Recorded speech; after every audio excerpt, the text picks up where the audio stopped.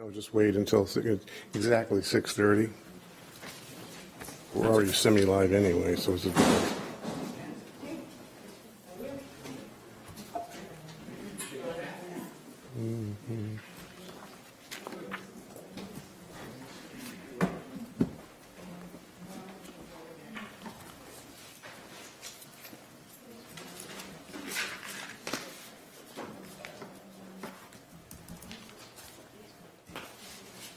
All right, ready to go. Everybody ready? Good evening, ladies and gentlemen. This is the Select Board meeting for June 21st, 2022, and coincidentally the summer solstice today. As in the past, we are live on YouTube and Spectrum Cable TV channel 1303. This is also a hybrid meeting. You have the ability to join via Zoom. The address or the link for it can be found in the town's website under the Select Board, under the agenda for this June 21st meeting. As in the past, the protocol for utilizing Zoom versus live attendance is basically the rights and responsibilities of individuals here are the same as those on Zoom. What I mean by that is if somebody on Zoom wants to be recognized to make a comment, ask a question, it's preferred that you raise your hand just like people in the audience do here. Alternatively, you can submit questions on Zoom. We may not be able to get to all those questions, so it's far more productive to raise your hand, again, as the attendees do here. Excuse me.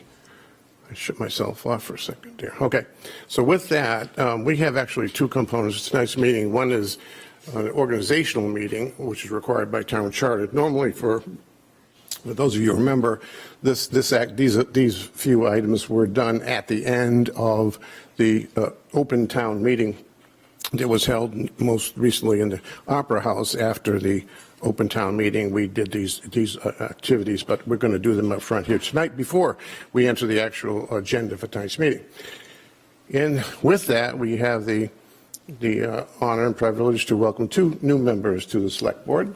To my left is Stephanie French, and to my right is Tom Hedstrom. And our first activity is to swear you both in so you can be officially Select Board members. Bill, are you doing the honors? I am. Stephanie, we're going to start with you since you have a cheat sheet. So, hello everybody, I'm Bill Kelly, the town attorney. So please repeat after me. So just so you guys know, the microphones, the way they work is you have to keep them really close to your mouth in order for people to hear you. They kind of be within 3 inches of your mouth, please. Yeah, unfortunately. I think I'm qualified to do that. Stephanie, please raise your right hand. I state your name. I, Stephanie French, Do swear that I will support the Constitution do swear that I will support the Constitution of the United States and of this state, of the United States and of this state, so long as I shall continue to be a citizen thereof, so long as I continue to be a citizen thereof, so help me God. so help me God. I state your name. I, Stephanie French, Do swear that I will faithfully discharge, do swear that I will faithfully discharge, to the best of my abilities, to the best of my abilities, the duties incumbent on me the duties incumbent on me as a Select Board member as a Select Board member until June 30, 2025, until June 30, 2024, 25. because A I'm two-year 2 term? years. Oh, She's like, not so sorry. fast. I'm cheat sheeting off of Tom's.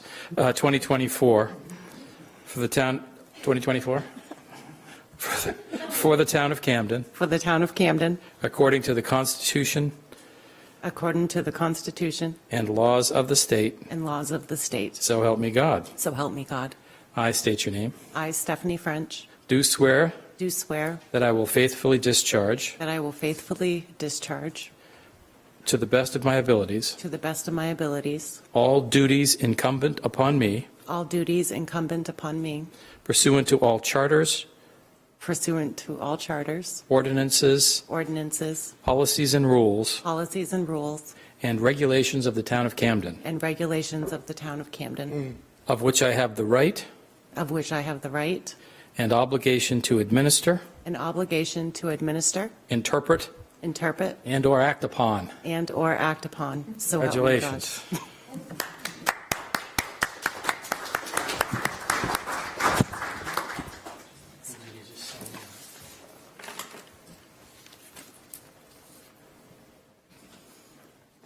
I'll make sure we don't leave without actually doing this, so we'll do it. Yeah, I agree. 21st. 21, summer solstice. One down. Longest day of the year. Get the right date this time. Do you want to read on hers? After you gave me one in my packet, or Janice gave me Okay, one. good. You're the 21st this year. So Tom, if you could raise your right hand. I state your name. I, Thomas Hedstrom, Do swear do swear that I will support the Constitution that I will support the Constitution of the United States and of this state, of the United States and of this state, so long as I shall continue so long as I shall continue a citizen thereof, a citizen thereof, so help me God. so help me God. I state your name. I, Thomas Hedstrom, Do swear that I will faithfully discharge, do swear that I will faithfully discharge, or to the best of my abilities, or to the best of my abilities, the duties incumbent on me the duties incumbent on me as a Select Board member as a Select Board member until June 30, 2025, until June 30, 2025, for the town of Camden, for the town of Camden, according to the Constitution according to the Constitution and laws of the state. and laws of the state. So help me God. So help me God. I state your name. I, Thomas Hedstrom, Do swear do swear that I will faithfully discharge, that I will faithfully discharge, to the best of my abilities, to the best of my abilities, all duties incumbent upon me all duties incumbent upon me, pursuant to all charters, pursuant to all charters, ordinances, ordinances, policies and rules, policies and rules, and regulations of the town of Camden, and regulations of the town of Camden, of which I have the right of which I have the right and obligation and obligation to administer, to administer, interpret, and/or act upon. interpret, and/or act upon. Congratulations.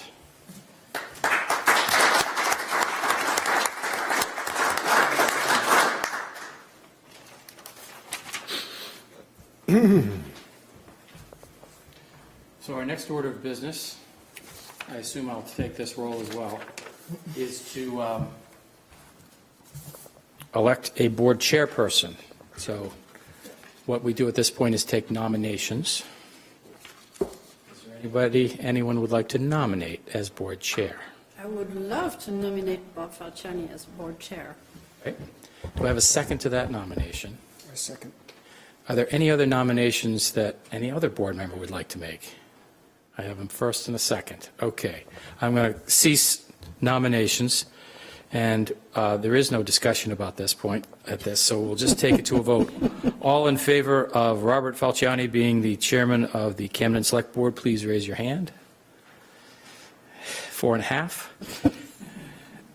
All right, let's move on to the election of the Select Board Vice Chairperson. Do I have a nomination? I would love to nominate Alison McKellar as vice chair of the Do board. I have a second? I have a second. Are there any other nominations any other board member would like to make? Allison? All right. Not yet. All in favor of Allison McKellar as being the vice chairperson of the Camden Board of the Select Board, please raise your hand. Almost lost it there. So that's another 4.5. That concludes my three things that I'm going to do here, and we're moving on to the fourth item. Item 4 of the organizational meeting is a reappointment of the town attorney, since Bill can't appoint himself, for the ensuing year pursuant to Article 4 of the town charter. Do I have a motion to reappoint? I make a motion to reappoint Bill Kelly as the town attorney. Do I have a second? Stephanie, thank you. Motion made, the second, a discussion. Not seeing any hands. All those in favor of the motion?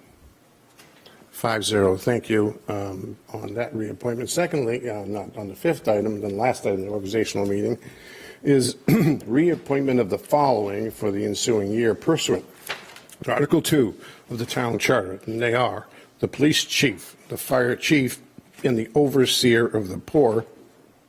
Basically, that's the general assistance position. Do I have a motion for those positions?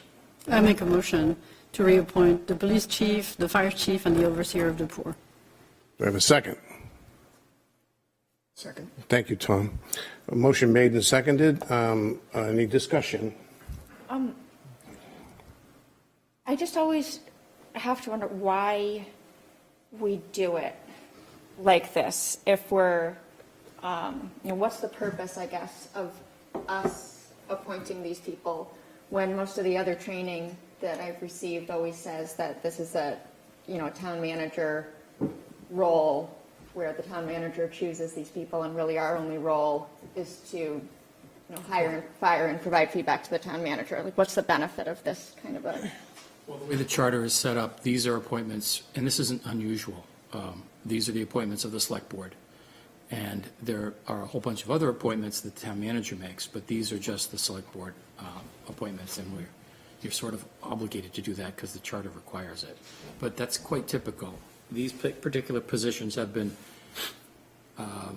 singled out or selected in Maine for years as being the ones that the elected officials appoint. And there can be a variety of reasons for that when it turns into a personnel matter and who is responsible for removing or disciplining that person in these offices. So that's the structure of it, and that's the answer. Best I can. Any other If- discussion? if- Stephanie, go ahead. If there was a question on one of these folks and we didn't reappoint, how does that work? Because you just said that we're obligated to. It gets a little bit fuzzy because these are employees, and they are subject to the personnel code, and they're subject to being able to retain their job unless they're disciplined or removed for failure to do their job. So you can actually have a situation, and sometimes it happens, where the appointment, which is conferring the authority to that person, fails, and yet they're still an employee. So these are some of the oddities that happen in municipal law, but it's an unpleasant thing.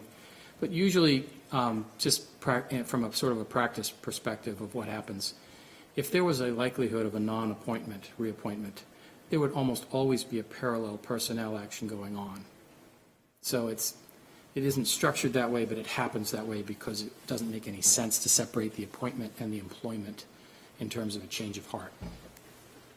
Okay, so the fact that we go through this appointment process doesn't take away just the normal rights that an employee would have to Right. kind of go through that due process. Right. Right. And the only person that could fire them would be the town manager? Still, even though we appoint them, No, I believe these appointments come back through you under the charter.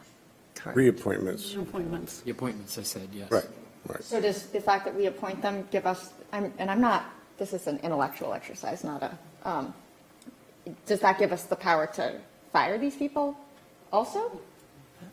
Well, no, the appointment is separate. The appointment is required by statute. The code enforcement officer, for example, is another one that's appointed by statute. You've got some others down here. Right, but then they always say we have no.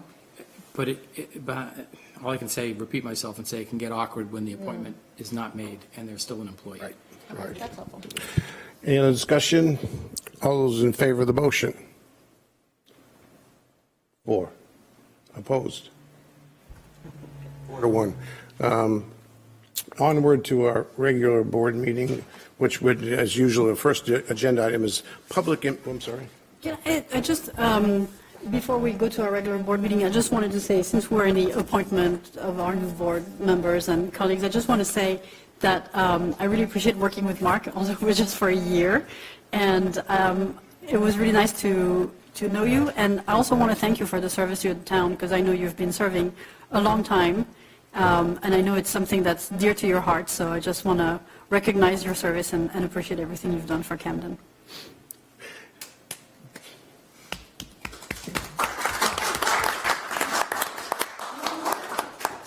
Thank you. That's fine. To our first agenda, does anyone have public input on a non-agenda item? Mark?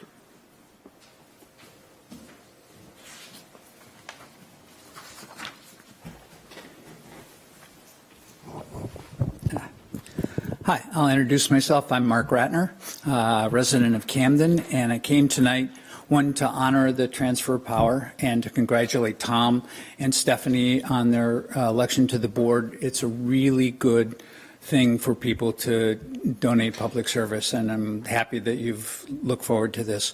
I want to take a moment to thank all the people I've worked with, the current select board members, Sophie Ellison and Bob that I work with, the previous ones I worked with over the years. Thank you, Bill. Thank you for all the town employees. There's some great people that work here, and I appreciate all the work and all the help they've given me. And I also want to thank the citizens, all the committee people I've worked with, and the citizens of Camden for the honor of working for them for the last few years. And lastly, I just want to say I wish you all great wisdom, good luck, and wonderful success on the town's business. So thank you. Mark. God bless you too for all your help and support. As we all know, and as two new members will find out, this job is not always the most easy in the world, but you're always steadfast and had a great constancy. I never heard you raise your voice except once for me over coffee. No, I'm only kidding, That actually. happens. Anyway, I'm only kidding, but thank you, Mark, for your thanks to service. everybody. I wish you all the best of success, and I'm free. Thank you, Mark.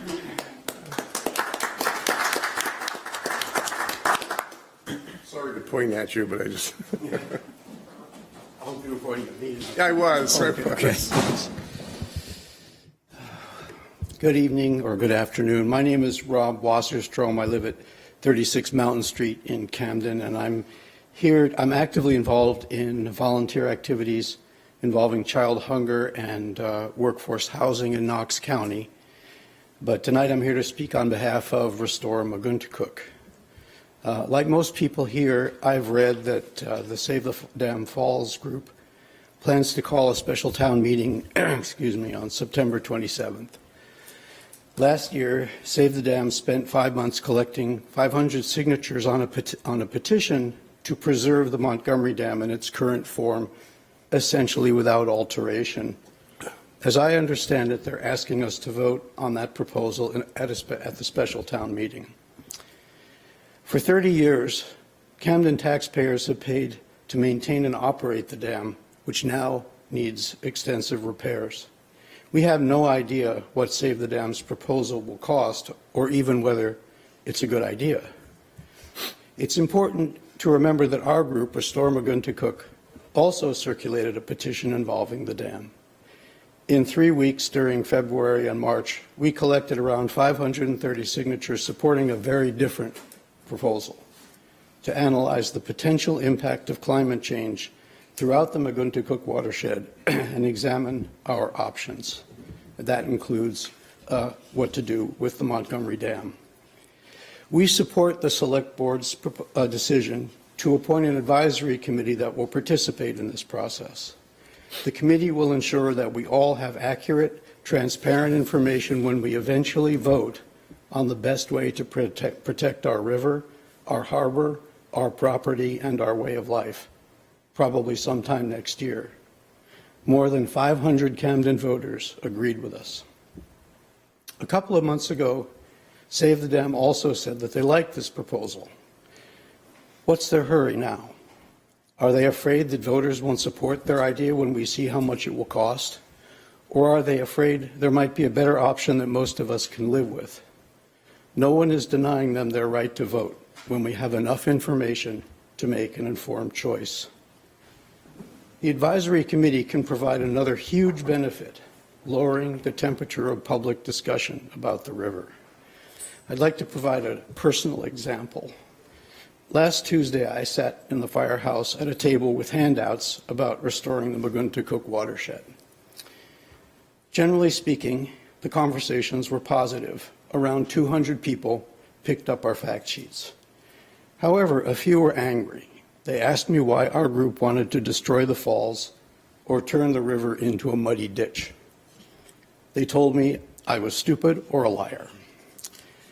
For 30 years before retiring, I helped communities and large industrial companies reach agreement about sensitive environmental issues. Often these discussions were emotional, but it was always possible to reach a fair outcome. I try very hard not to be stupid, and I never lie. A few minutes ago, I mentioned my involvement in child hunger programs and workforce housing. Everyone in this room, I believe, is committed to helping our community, to keeping it healthy and beautiful. We work together on a lot of things, and where we disagree, we need to remember that we're still neighbors who depend on each other.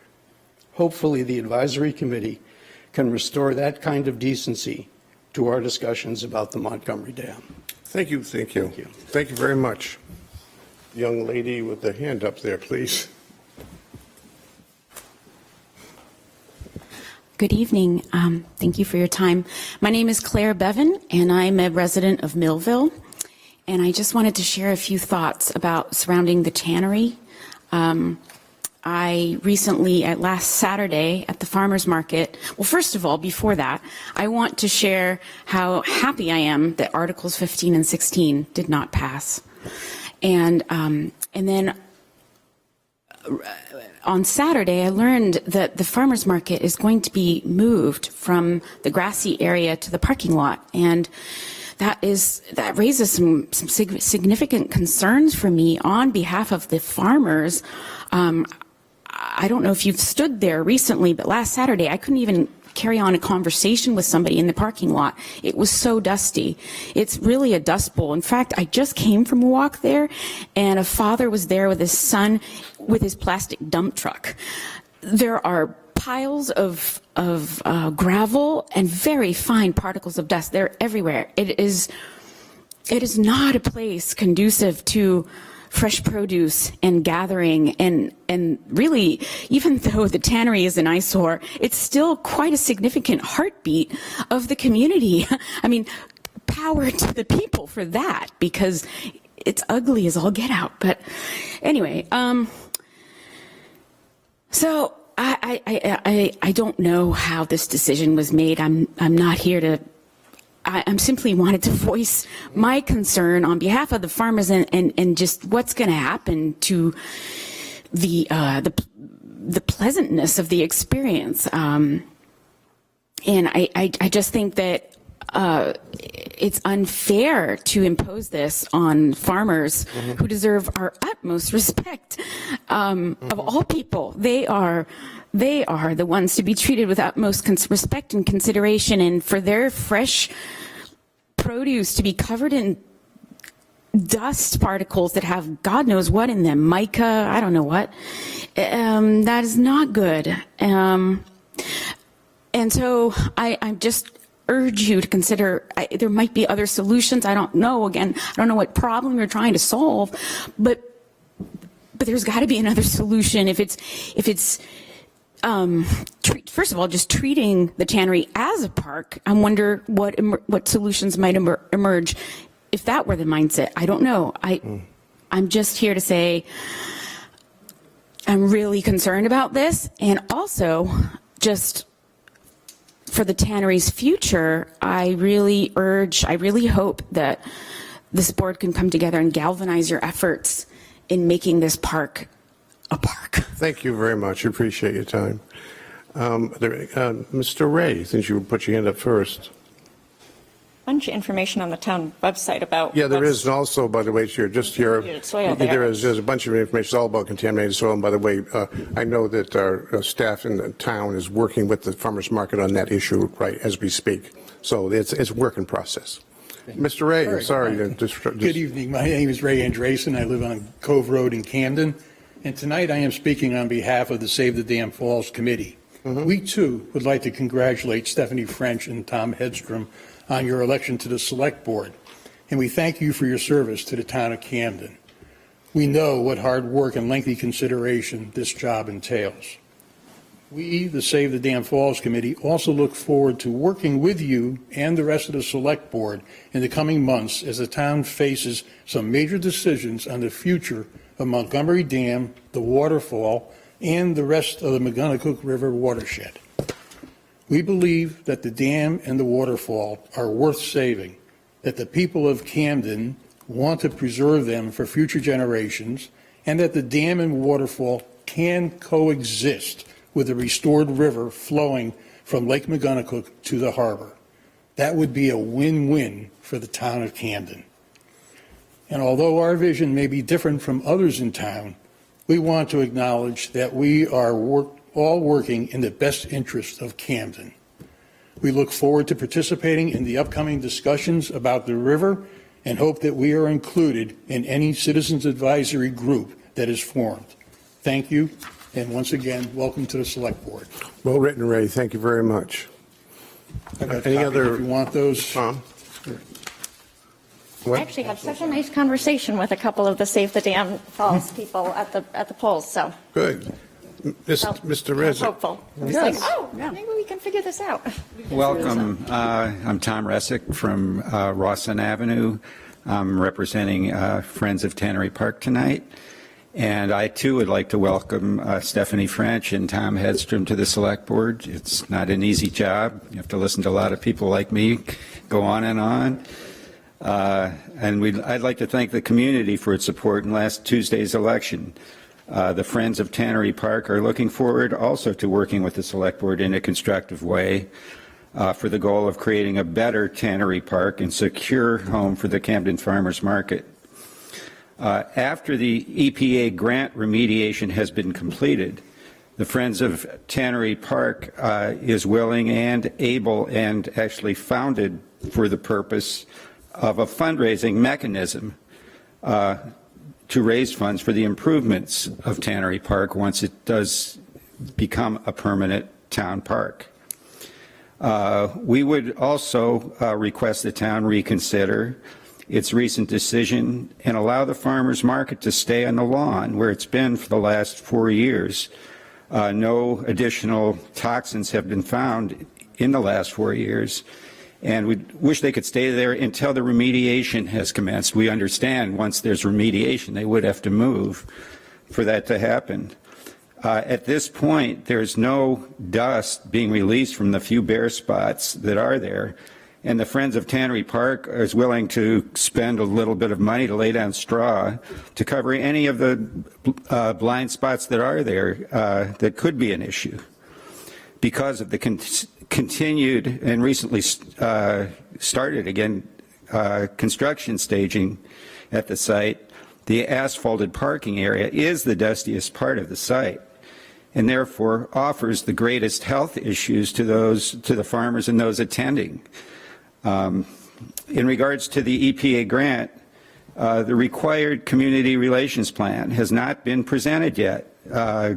This grant has been received 4 years ago, nor has the APCA, which has been written, been publicly presented to the community, as is required by the terms of the EPA grant. Time is running out, so these required steps need to take place as soon as possible, and we definitely look forward to the remediation being completed so the farmers market can continue, and hopefully we'll work together to make it a park. Thank you very much. Thank you, Tom. Good to see you again, as usual. Were there other hands up? Did I miss any? Oh, please.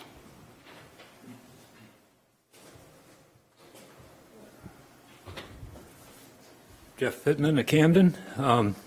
So back to this whole farmers market issue.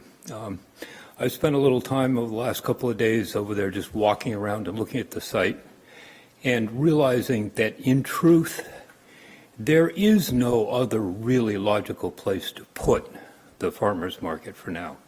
All of the damage to the lawn there, I would say, has nothing to do with this season's usage.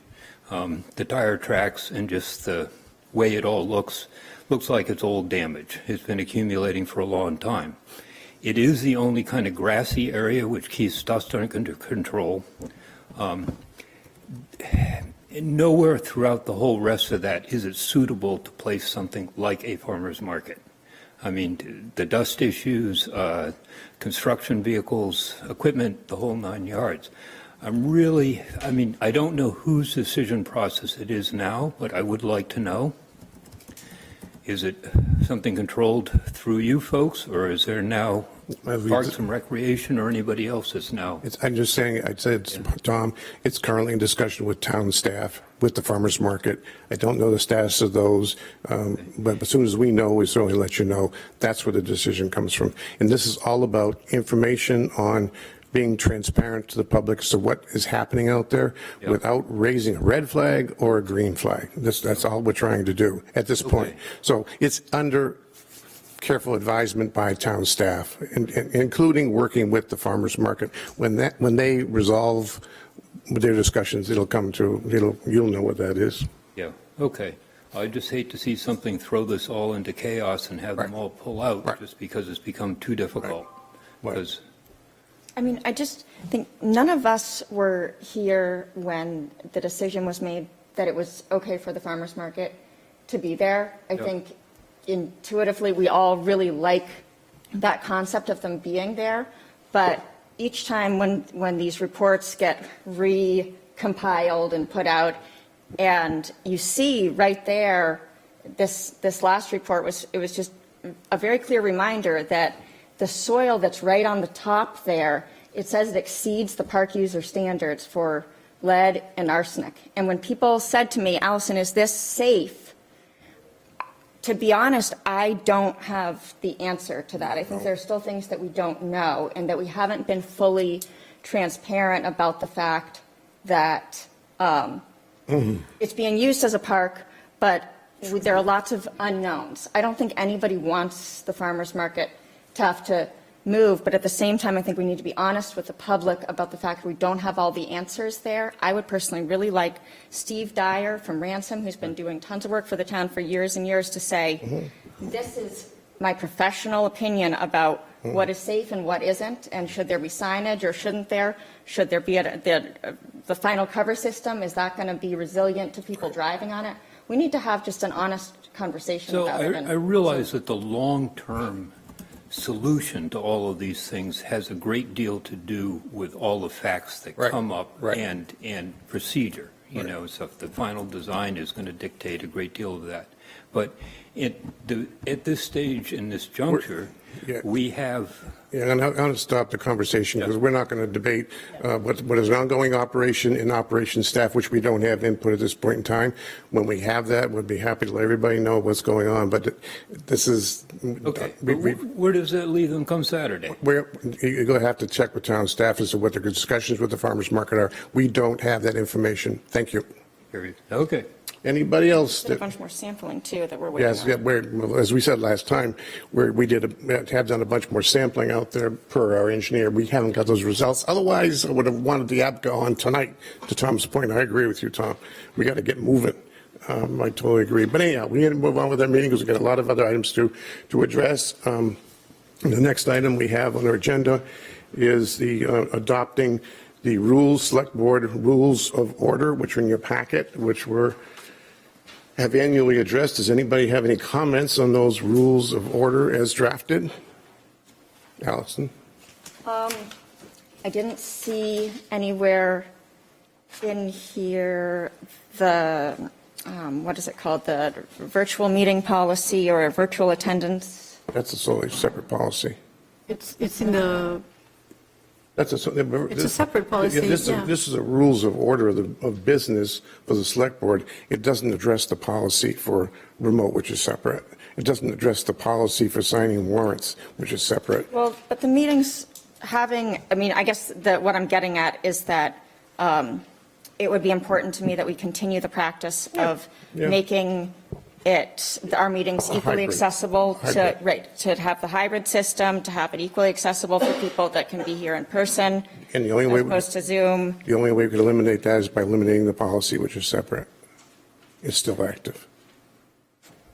I think I made this point last time too. That is. What do you suggest? What do you suggest we add? A reference to that policy or a. Add it to E. Which one? Insert the words select board meetings, select board hybrid meetings will be recorded and broadcast, blah, blah, blah. Just add the word hybrid. Why not? Then it's there. So item E. or something about a reference to that A other reference policy? to the digital and hybrid Right. policy. It's a remote policy. The remote policy, we have it. Oh, the think we remote should- participation yeah, It's policy. the remote, yeah. Okay. I think we can just, I forget exactly what that says, but I remember it was a, What you're suggesting for wording? I'm suggesting that we add, in E, the select board meetings will be recorded and broadcast on the government access channel and are streamed on the town's YouTube channel in accordance, and shall be and shall be accessible by. compliant with our Yeah, remote in participation accordance, policy, in or- accordance with our remote attendance policy, in compliance or in compliance, Bill says more, in compliance with the town's remote policy. Okay. So All at right. least we link both and then we don't have All to. right, any other changes? Have a motion I make a motion that we approve the rules of orders with, with the addendum of, in the words should be, and shall be in compliance with the town's remote policy on item on E. section E. Yeah. Participation policy, or? Yeah, it's- Participation It's called policy. remote policy, I period. don't know if it is, but Doesn't make a difference. I made a motion. Thank you. Do I have a second? second. Motion made, second discussion. Anybody discussion? All those in favor? 5-0, thank you. So with that one change, we approved the rules of order. We are going to have to table the approval of the board meeting minutes because our transcribers was not available, I believe, due to vacation. Well, that's another good reason. That's not a vacation. So we have to, let me just record that so I don't forget. June 7 minutes. Okay, thank you. Next item we have is a public hearing for the liquor license for Camden Windward House at 6 High Street. Let me take my glasses off, for a Class 5 bed and breakfast liquor license. Just before I go into the public hearing, is there anybody here who wants to speak to this liquor license?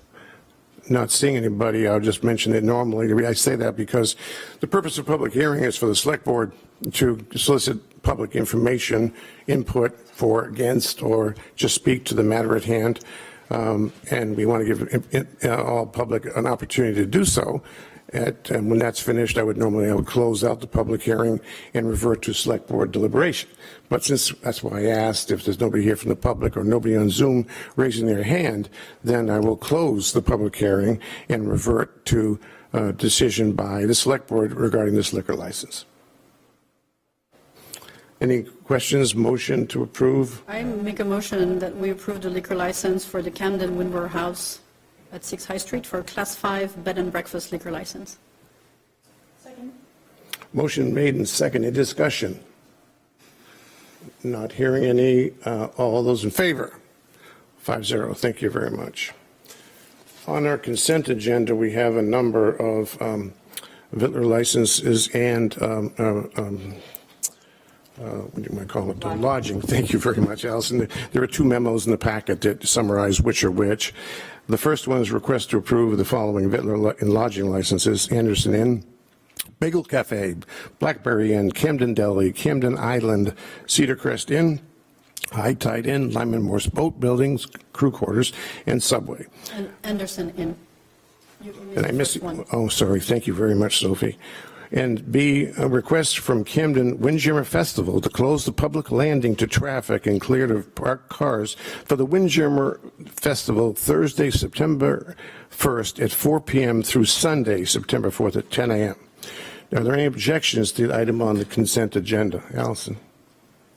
Yeah, I guess I had thought, don't we normally do a public hearing for new lodging licenses? Never. I guess the concerns that I have are mostly just things that people have brought to me about having a new lodging establishment at Lyman Morse. You want me to take it off the consent agenda? Yes. Okay. But notwithstanding the Lyman Morse Boat Building Crew Quarters, are there any objections to remaining items on the consent agenda? Not hearing, they're hereby adopted. Now, to add to the agenda discussion or approval of the Lyman Morse Boat Building Crew Quarters. Go ahead, finish your discussion. So I guess maybe I just haven't been paying attention, but don't we normally have more information in our packet for new applications? I'm going to bring Jeremy on board here because he has the background here, not me. Hold on a second. I mean, I don't, No, we don't. no? Where's the location? Lyman Morse's new structure on the other side of the harbor. Okay. In the new buildings. Good question. So I guess the concern that, there's been brought to me by a few people is that during the planning board process for the site plan review, it was understood that there were going to be new restaurants and that was going to continue and that was going to increase traffic a little bit. But when it was brought up about whether there was going to be a hotel or vacation rentals or anything like that, people felt like they didn't get. All right. Jeremy, you want to comment on that? And so crew quarters, as marked on the plan, was sort of interpreted as like a crew quarters for people on their boats. And then I think to see it marketed heavily as, more like a vacation rental, almost like a hotel, was just kind of not in keeping with what was understood, that crew quarters is the name of a lodging establishment, not a description of a purpose. Jeremy? Can you hear me? Yes, thank you. All right, perfect. Hotels are not allowed, Allison, in this zone. When this project got approved by the planning board and reviewed by the code office and myself, it was determined, the planning board did review this. This was apparent in their review that this was determined an accessory use of their facility. This is not a hotel. The reason, if you look at the definitions, and it comes down to definitions, they do not need a state lodging license, number one. So what triggers it outside of the state licenses would be our ordinances. And when you read our lodging license ordinance, the way the definition reads, they need a lodging license. But then you look at what the uses are and the definitions, they don't actually meet the definition of a hotel or a motel or a bed and breakfast or a homestay. I think those are other licenses that are listed on the lodging application. There's an other, and this is the other.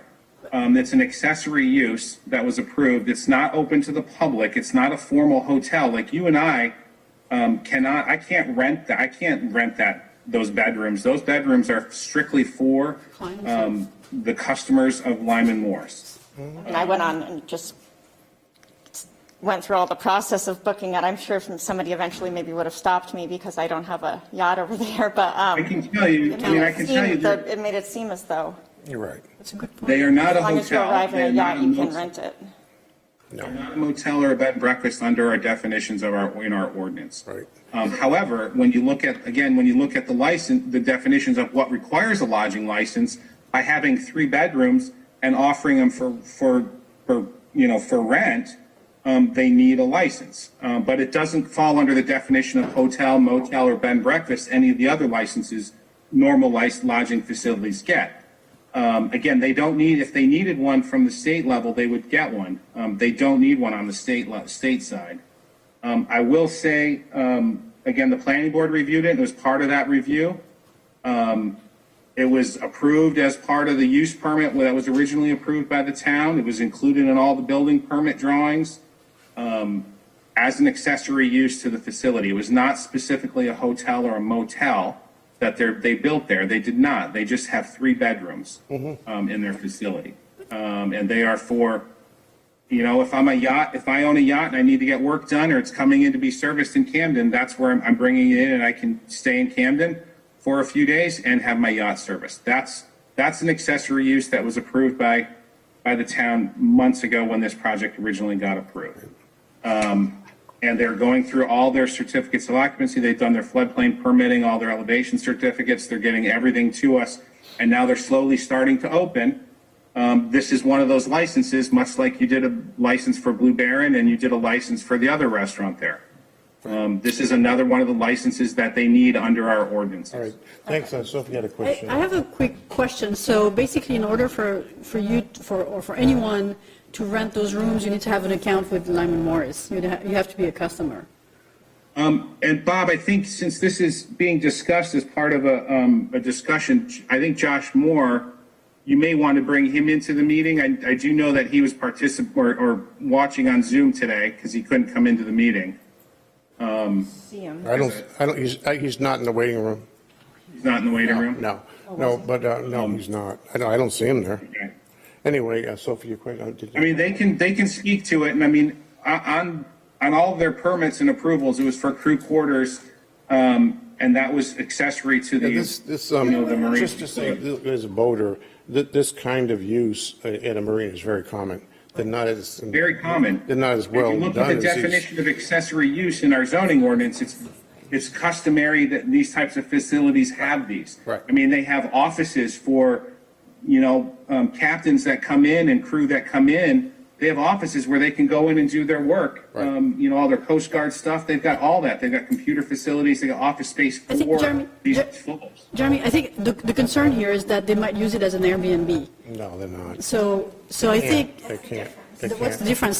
So I know traditionally they don't, but what's preventing them from? And I think that's the question we have. Well, again, I mean, if you want to talk Airbnbs, we don't regulate Airbnbs. This is not what this is, but we don't regulate Airbnbs in town. We certainly don't regulate the use of bedrooms as an Airbnb. We regulate dwelling units and say dwelling units can't be used for less than 7 nights, but that's all we do. Yeah. I just can't see the difference between, if you go on the website, it's the only difference between this and a hotel or a bed and breakfast that it's restricted to yacht customers. I have a feeling that if you're a customer of Lyman Morris and you come in to have some work done, they know the dates you're here, and to accommodate you, they say, well, while you're here and we work on your boat, you can stay in the room. So I don't think the reservation would be open to the public. Guarantee you it's It not. makes it appear that it is. I was It makes able it to go appear, on but- and say, oh, okay, I booked it. I booked it, Right. but The fact of the I matter, asked the same question, and they said I wouldn't be able to do that. no, that's my understanding too. It's same as, What is the bar? what is the what? What is the bar? What do you have to own a boat? I think any customer of Lyman Morris that wants to customer. use that facility for whatever reason during repairs. So if they pulled my boat out at the end of the season, I'm a customer of theirs? Well, no. yeah, that's the kind No, of thing. I guess- It's a legitimate question, I guess. I mean, we can ask that question of them. It is accessory to the facility. Again, it's Right. not a hotel or a motel. Right. But Right. we can ask that question, Tom. What's the difference between, Josh- I guess I Josh haven't is studied One our. I'm person at gonna- a time, I'm going to please, let him in. and raise your hand for recognition, please. Allison, go ahead. I guess to understand the definition, I don't have committed to memory what the definition of a hotel is versus a other, whoops, hold on, accidentally promoting Bob instead of, oh, you already brought him on. Josh Morris here. Oh, that's, okay, whoops, accidentally bringing, He's on. many He's Roberts. coming. Yeah, it's true. You can ask me these questions of Josh. He can get a better answer for you. Is Josh there yet? Yes, he is. I'm trying. You're there. I can see your name. All right, good. That's all you want to see right now. I'm home with a little COVID, so Oh. probably don't want to see me right now. Well, then you better introduce yourself online. Sure, Joshua Moore, Camden, representing Lyman Morse. Okay, you've heard the discussion. Do you want to respond to the questions about the lodging establishment, not lodging, but accessory use here? Sure. Yeah. Basically, the message and mission of this facility is exactly the same as when it was first introduced to the planning board. It is indeed an accessory use open to Lyman Morse customers. The idea, this, as Bob said, this is something that is done around the world, actually, at higher end marinas where there will be facilities for people who are visiting and getting work done or whatever, and need a place to stay. So that is exactly what it is. Is it an Airbnb? Is it a hotel? Absolutely not. This is exactly what we've always put it forward as something that supports the boatyard 100%. It is actually, we did in the process since the planning board was a little over twice the size of this. We had quite a few more bedrooms, and we did downsize it just to the 3 that we have now. So yeah, it's as much a part of the boatyard as the mechanic shop, the rigging shop, etc. Okay. Can I ask? Yes, go ahead, Stephanie. Joshua, so the concern that Allison brought forward was she went on the website to rent a room. I'm going to say the word rent as placeholder.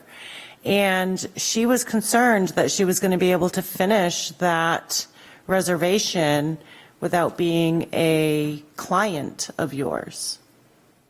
Where is the cutoff? All I can say there is that the reservation system is very much a work in progress. This is a whole new system for us to try to figure out how to do that. But we are trying to have safeguards, if you will, that whoever is renting does have a relationship with Lyman Morse already. So I can't, I have not been on the inside of the reservation system. I've had a few other things going on. So that I can't say, but I think that, maybe she could have slipped through this at the beginning. I don't know, but that's certainly not our intention. Yeah, I think part of it is just the concern of people that felt like they supported the Lyman Morse application, and even though it was, more activity over on that side of things, but the feeling is that, ideally when people come into the town, they're also supporting other businesses, and maybe, if people want to get off their boat, they're supporting some of the existing lodging establishments, and it's not, I haven't heard from anybody that's like necessarily dead set against this, but just kind of feeling like, okay, we have to go through this other process, and crew quarters to the average person, I guess, is a little bit more rustic. But my husband informs me that crew quarters do sort of span the whole range of things, and that sometimes people pay tons of money to get off the boat or whatever. But crew quarters being the name, I see, is a little bit like crew quarters, a boutique oceanfront accommodation. When people tell me that, I was like, it wasn't really what I thought. Jeremy, you had a question? I think from my perspective on the crew quarters, I would just touch on it. I mean, this came through, there were design professionals, architects, engineers that, get this project from, the idea phase to put it on plans, to get it reviewed by the town code office, to getting it reviewed by the state fire marshal. And every one of these little spaces, and Bob, as an engineer, you know this, every one of these little spaces inside this facility has a designated use from a life safety and a building code perspective. It's required. And so it had to show up as something on all of those building documents and all those permitting documents. And I think that's what they called it on those permit documents, because it's not, a hotel. It's crew quarters, similar to office space, similar to those kinds of things. I mean, this is a fully sprinkled building, brand new. No, but crew quarters is the name of it. That's what we all thought. Crew quarters, that was a description, but it's actually the name of it, which is just a little different. Okay. Can I make a motion? Please do. I think I'd like to make a motion that we approve Lyman Morris's lodging license, but that we're asking also Lyman Morris to confirm that the reservation system will not allow public to reserve those rooms. And to define what the parameters are. I mean, I don't know if that's really what I care about, but they're not even subject to, at least Airbnbs are subject to that 7-day minimum and stuff. So they actually can do 2-day rentals, and like in some ways it's more similar to a vacation rental than a. Do we have any other establishments in town that are either not a hotel or an Airbnb? Like an other category? Other category. Jeremy? I think homestay, outside of the Airbnb, and though, what Airbnb homestay originally started was primarily Right. renting a room in someone's house. That's transferred over to renting whole houses now. But outside of that, Tom, outside of bed breakfasts, hotels, motels, and this other situation, we have these things that are homestays that are allowed. Yeah, and there are also many marinas that allow people to live on their boats at the marina. Yeah. And that's just the same thing. They can do that without a permit, without any lodging permit at all. Well, But right. it's an issue. We don't have any prohibition in this town over somebody that's staying on a boat, which, by the way, is a good and bad thing. You know, it really is. There are. We have no prohibition on people renting bedrooms. Yeah. It just seems a little different when people renting a bedroom in their house than, I don't know why, I don't why see that's that the it direct is. comparison, but, Yeah. Does you made a motion? I made a motion. Second? Your question? Second for the motion? I'll second it for discussion purposes. Any other discussion? Just need a little more clarification Sure. on how would that, so if we approve the lodging license, subject to, We're not subjecting to, my motion is not subjecting it to. We're just asking Lyman Morris to Clarify the website. clarify, to confirm that the online reservation system will not allow the public or non-Lyman Morris clients to reserve that lodging. Jeremy? Maybe I can just read the definition of accessory use in the zoning ordinance, which is what they were determined to be, nearly 2 years ago. Okay. In the record. An accessory use is a use that is clearly incidental to the principal use, that is subordinate in area, extent, or purpose to the principal use being served, and that contributes to the comfort, convenience, or necessity of the principal use, and is located on the same lot with such principal building or use. That makes sense. That's the definition of accessory use. And accessory uses are, everyone pretty much in a residential neighborhood that has a house has an accessory use, their garage or their shed. Those are all accessory uses. And this is, if you read that definition, it's it's incidental to the primary use of the building, and it contributes to its comfort, its convenience, and its necessity of that principal use. Those are allowed in every zone. So can any business have an accessory use that is that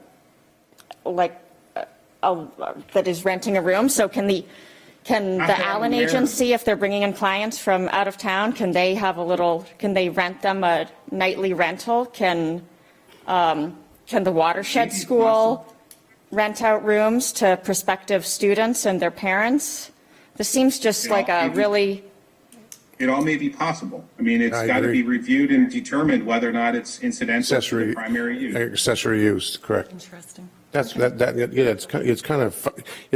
very common. It causes a lot of issues, by the way, this accessory definition all over the planet, but And if you look at what happens at other marine facilities across the country, across the world, this is what is customary and incidental in a lot of those facilities. So if it's happening out there, how can we not look at it that it's not customary that it happens here? I can name. Not every marina has a hotel attached to it. And it's not a I'm not hotel. saying everyone. It's not a hotel. There are numerous places, I can name 6 of them in cruising Maine, that have accessory use. You can use it. It's no different than the fact they have facilities to shower, do your laundry. It's the same thing. Tom? Are they The subject, office use for the captains. Right. Yeah. are they subject to all the same rules as a hotel? As far as, life safety purpose, yes, absolutely. Life safety, yes.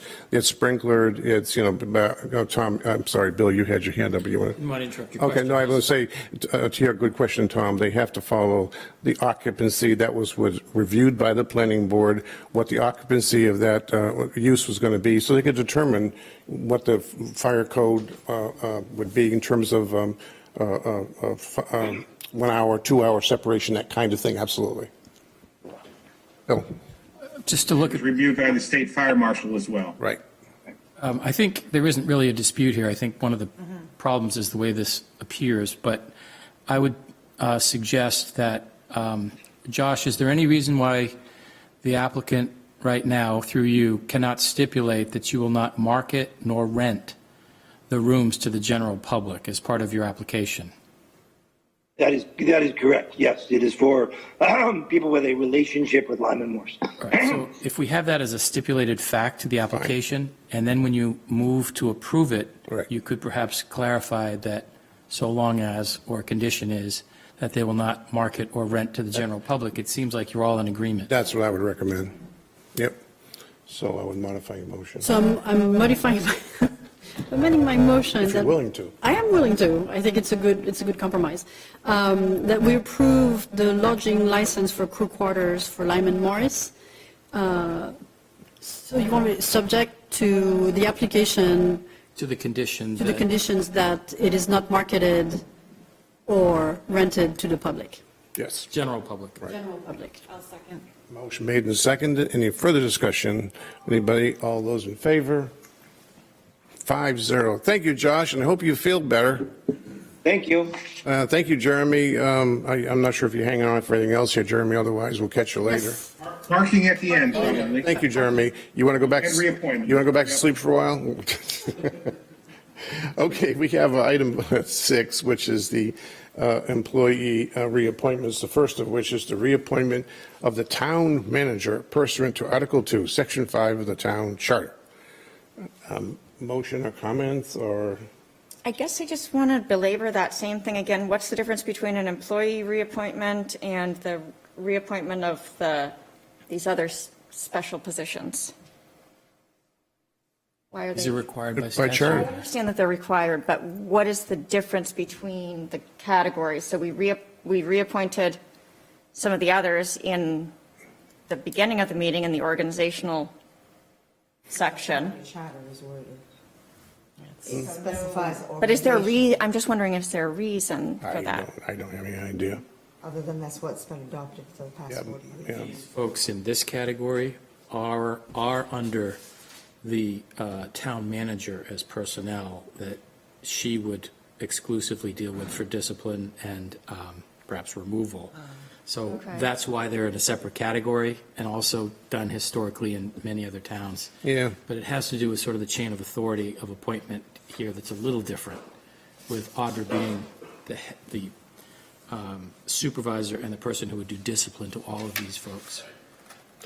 Well, what is our role? Why do we have a Charter? say in this? I understand that it says this in the charter, but what happens if we don't?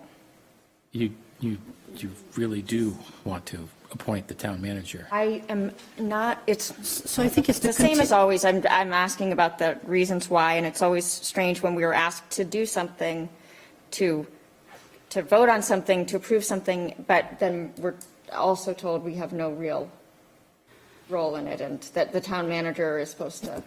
So why is there a sort of a political component in a way to these appointments by statute? That's my question. Because it is. So it's like we're all recognizing that we know that these are the people. Yep, and- yep, basically. But I think, And you had these appointments before you, and you voted not to reappoint. That's significant authority, even though under our structure, under our charter, and under the town manager plan, these people are essentially under Audra's supervision. So it gives you, it's not pointless. I mean, if there was an issue and you didn't appoint somebody, that's a big deal. So it's sort of like a vote of confidence in the town manager also, and Well, I think it addresses a lot of things, but it sort of puts this in the political spectrum at times when Right. you may or may not want to exercise that Yeah, I authority. agree, it's fuzzy, Allison, but it is what it is. Again, to the reappointment, do I have a motion? yeah, do we want to do them all in We once? could. do- We have the reappointment of the road commissioner pursuant to Title 23 MRS, which is the state code, Section 2701, state statute, I should say. Reappointment of the harbor master pursuant to the Harbor and Waterways Ordinance, Article 3, Section 3. And we could even throw in the confirmation of the town manager, appointment of the treasurer, tax collector, and town clerk, and department heads pursuant to Article 3 of the town charter. I move. were we going to add the dam control agent in too, or did we decide to do that later? I'm not even sure, We can add the them. I think the reason is it's not specified in the charters. I think that's exactly what happens. I didn't, probably think we should, but It started out as a stipend type thing and went from there. let's finish this, we can, I don't care. I'm fine. Well, but that's a good question. So I'm making the motion that we approve the A, B, C, and D. A, B, C, and D in the employee reappointment. Have a second? Second. Thank you, Allison. Motion made and second. Discussion by the board. Anybody? Don't see any. All those in favor? 5-0. Thank you very much. On to our action items, the first of which is, there's a explanation of it. Did that get into the packet today? Yes, it did. Okay. To authorize the town treasurer and the select board chair to issue a general obligation bond through the Rural Utilities Service in an amount of not to exceed $12,500,000 for the project consisting of upgrades and repairs to the wastewater treatment plant. And you probably read the treatise that Jody put into our packets, I hope. If not, just so the public understands this, we're not issuing a new bond. This has been ongoing for about 3 years now. The project is almost done, and we're doing the paperwork for the bond, and that's what we're really approving here, just for in simple terms. But are there any other discussion on this matter from anybody on the board who wants to talk about this bond? We should talk more about the wastewater funding and a future agenda absolutely, item soon. absolutely. That's This was part of that money that that's only part of the project. Fort would have That's paid for it if correct. they That decided is not correct. to. The total of the project was, again, going back a little bit, was like 15 point something million, of which this 30-year, I believe it's a 30-year bond by the Rural Utilities Service is part of that payment that was voted on years ago, a number of years ago. And the project's nearly Unanimously complete. at town meeting. That was Right. crazy.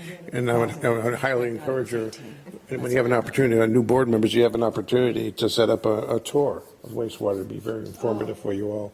Sophie did it recently, I know, and Allison did one recently too. I do. Yeah, I do. And I've been over there. built. It's really great, but I think Dave and his team are planning for an event in September When it's nearly complete. when it's complete, and they will give tours and explanations. So right It's now, not going to be complete in September.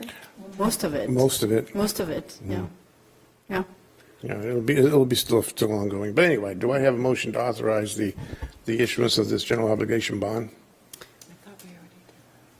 I'll motion it. Very much, Stephanie. I thought we already did. Are we not? Say again? I've lost track. That I thought we already motioned in motion. second. No. No. Okay, motion. I miss things a lot, Stephanie, so keep reminding me, so, please. But I don't think we've done this one yet. Did you make a motion to authorize? To Second? authorize. Tom seconds. Discussion. Allison, Sophie, not hearing it, or you guys, Allison, Sophie? Well, No, I'm voting. Don't get, well, yeah, I have to say it first. Okay.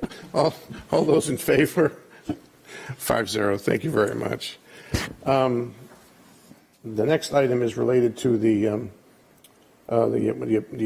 previous approval that we, in terms of the pilot project to test out parking related system on the landing. And this item is for the approval of the agreement with the IPS group to purchase the parking technology and related services that we approved. I think it was the last meeting that we approved that.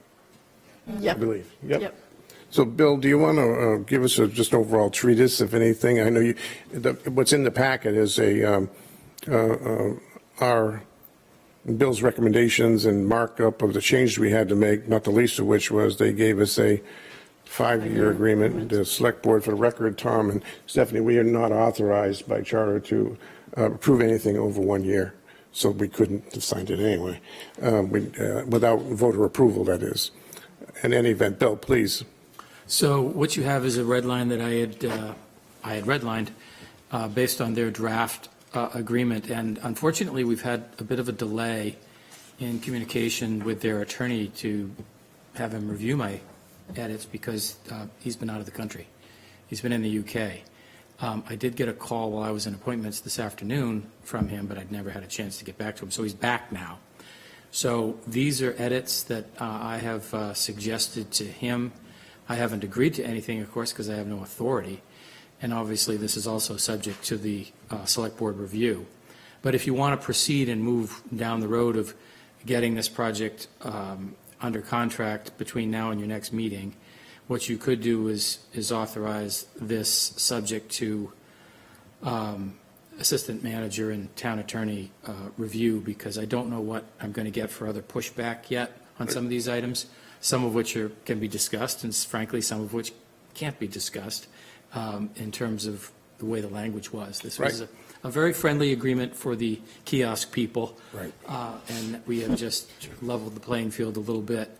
A lot of it. So that's the best I can suggest, is it's subject to approval of the attorney and the town attorney and the assistant town manager, if you need to get this done tonight to proceed, because we're running out of time. Yeah, because our next meeting is, because the schedule is not till July 12th. When we scheduled, to your question yesterday, Tom, we had scheduled to stay away from the 4th of July day after thing, for whatever reason, but that makes a 3-week period between now and the next meeting. So this program has been moving ahead. Was the implementation planned in July, I believe. Is that right, Sophie? We're trying to put the kiosks in place in early July. Right. Because the issue is that we have enough of a runway in terms of time, that we have sufficient data, so we really understand that it's meaningful. It won't be very meaningful to do this for just 3 weeks, right? So that's what we're trying to do. And I also want to thank John Burke, who has helped us in those negotiations, because he's the consultant we've hired to work on the parking management issue in Camden, and he's worked with us to, I think, facilitate the conversation with the kiosk people, as Bill calls them. So, yes. Yep. I can make a motion that we approve the. I know this is backtracking a little bit, but I don't like the downtown parking. It would take a lot of convincing for me to support this. Right. I just think it changes the feel of our town. I've heard the argument that other towns do it. I don't think that's why we should do it. I like we present a very friendly atmosphere here. Well, it's all good points, Tom. I think it's just keep in mind, too, this is a pilot project. This is not a permanent parking setup. I understand, but that's the slope. I mean, when you start putting these things into place, they start moving in that direction. It's possible. And we know that that's how anybody gets anything started. Absolutely. Motion? So I'm still making a motion that we approve the agreement with IPS, subject to the review of the town attorney and the assistant manager. Subject to the final negotiation. Final negotiation. With the town, between the town manager, town manager's fine, because she is the town manager right now, and the town attorney. Second? I'll second for discussion. Sure, discussion. Go ahead, Allison. Sophie, could you just give a little bit of background and an update on the parking committee? And I don't know, maybe if we could hear from Randy too, just is there a need to move forward now? Should we be kind of trying to, I don't want to say rush it, but just kind of go through how do we get here? Remind me why this matters. So the select board decided on a pilot project, and it was a suggestion both from the consultant we hired and Audra, the town manager, that we run a pilot project to understand the advantages of the technology, to start gathering data on parking usage. That follows the parking study that we had done last summer to see where the bottlenecks were in terms of parking usage in downtown Camden, in a 5-minute walk radius from downtown. So the parking study in itself and the pilot are only relating to downtown Camden, not the whole town of Camden. And it's only a seasonal parking management project, which would take place if we decide to go full speed ahead, which will be taking place between May and October during the high season, so that we could have a shared, so that people who visit Camden could pay their share of maintaining the streets and the parking of Camden, and that we also could have a higher turnover on the streets, which would potentially benefit retail and shops, as showed in different studies and different parking management experiments that have been taking place. Specifically, the one we are looking at most often is Bar Harbor. where they have a massive parking management issue, and they've implemented this parking technology with remote kiosks and an app, and increased their revenues for parking. If my memory is correct, last summer, Bar Harbor raised over $2 million in parking fees, $2.4 million in parking fees. But that is, Bar Harbor is And not that- Camden. if you- Time, please. And usually the funds raised using metered parking are used for street and road maintenance. So it offsets the cost that is usually being assessed on taxpayers, because right now it's mainly supported by taxpayers. Tom, comment? Well, I mean, Bar Harbor and Camden are two different towns. Yeah. Certainly. Does this increase our parking at all? No, this has no effect on the parking. Do we already have timed limits on all of our do. spots? We do. We do, We do. we do. We do. We do. And I mean, to me, it's really interesting because we've also have a lot of feedback of people coming in, driving through Camden. They do 2 turnarounds the block, they cannot find a parking spot, and then they go somewhere else. So there is this added benefit that with a better managed parking system, we potentially can attract a different type of visitors who are coming, for a couple hours to eat a sandwich, do some shopping in town, and then be on their way to Bar Harbor or wherever they're going. Else, go ahead. Yeah, I mean, parking has never, it was something I always kind of swore that I wasn't going to get really interested in. I remember John French telling me when I first got on the board that you could never talk about paid parking in Camden, or they'd line you up and shoot you or something like that. Again. And I took that advice for quite some time. But what was interesting to me is looking back through like the old newspaper archives, you can see there have been so many committees in Camden of people that really looked at this carefully and recommended each time some kind of paid parking system. People complained about parking in Camden for ever and ever.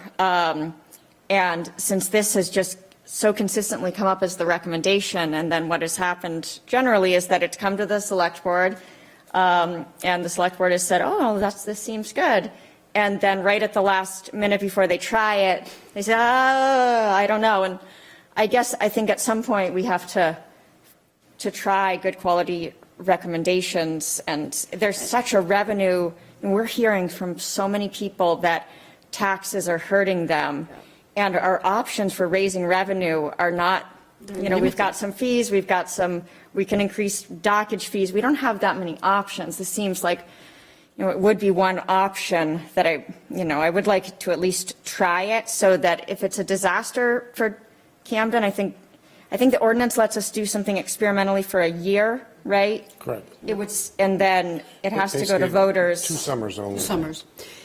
So it wouldn't, this like slip, because it seemed like that to me, it was like, okay, a pilot project that I thought they said we had to have people vote on this, but it is actually pretty clearly defined that we're allowed to do this for only a short amount of time. That is correct. And if it were to become permanent, it would go to voters. And I also, one of the things, so the way we designed the parking study, Tom, and you were not involved in this, but the first meeting we had was with a community advisory group, and that included businesses and people who live in Camden, and we worked with John Burke to create kind of our Christmas list of all the things we're thinking about when we talk about parking in Camden.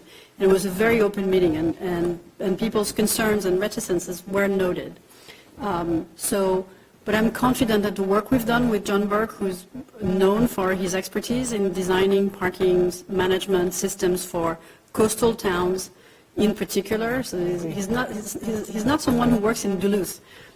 He's someone who's worked in Plymouth and in many towns in Connecticut, many towns in Maine as well. But basically also, one of the things that are changing is people expect to pay parking when they travel. I travel all over in the U.S., and I expect to pay parking. I don't think it's something that is shocking to people. It's not unusual. I think to your point, I think it's more inconvenient than shocking. Let me finish, please. I agree with your point about, as I'm sitting here, I'm not approving this thing for the town, and no way, until we get some information. I mean, as far as, I want the pilot project, give us data, give us information, give us a feel for it, because I'm open-minded to it being good, bad, or ugly. Yeah. I'm not, I never worked that way I know what your point about once you start, you don't stop kind of thing. I get that, but I personally, I don't agree with that. But anyhow, you had another comment. Well, I guess my question, and I see Randy up there, we have for instance, a 2-hour spot out on the street right now. Yep. How does this help, whether it's 2 hours free or 2 hours paid? At 2 hours, they get a ticket. You don't tow them probably for another 2 days. Right. Or a day, a night, I don't know. But it doesn't help us, and I don't see how this helps in any regard other than changes the feel of our town and makes it more inconvenient for our visitors. We can speak to that, how the system works, because it does have an advantage to the town in terms of monitoring and police enforcement. They do also. find that people tend to not park in the, when you are faced with a decision of paying that for, a certain percentage of people, that trigger of like, okay, I'm going to have to pay rather than do the thing where I park for 2 hours and then rotate my car and that for enough people, it changes the calculus. And so they're like, okay, well, I'm going to park for free over here. Yep. And then it frees up some of those spots is, what they've. Yeah, the for idea example, of a it. person can park on the landing today and move their car every 2 hours and not get a ticket. This system, explain, please. So this system, first of all, the pilot is only on the town landing. So the pilot is not addressing the streets around downtown. It's just the public landing. And I think we agreed, Jeremy, that it would be and Randy, it's 3 hours, right? We put a 3-hour limit. So it's a generous parking situation. You can park at the landing for 3 hours. We have, I'm very into the next $6, agenda. is that For $6, yeah. That's a deal. Well, it's also the fact that currently Randy and his parking officer have to go around, mark tires, and the system, you're going to go to a kiosk, you're going to, So this through your system, phone, you can put your license plate in, and when that time expires, they're going to know it electronically.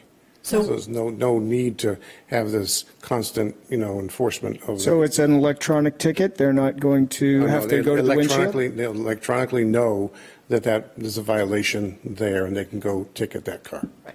Anyway, that, you said there was no advantage. There is a huge advantage. there's a huge advantage because Scott Erstiel, who is going to be managing, he's our parking patrol parking officer. Randy, am I correct? Yes.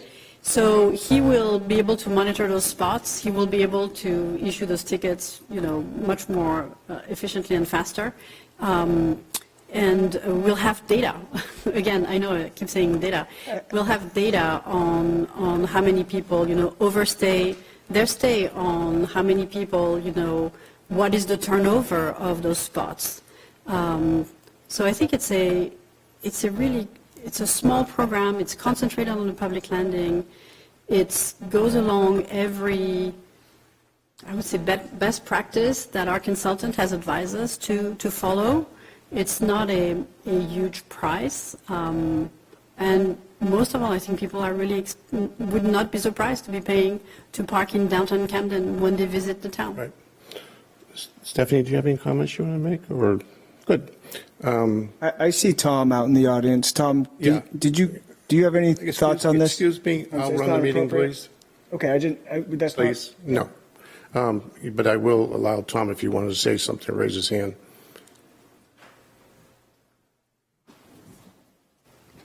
Yeah, Tom Rothwell.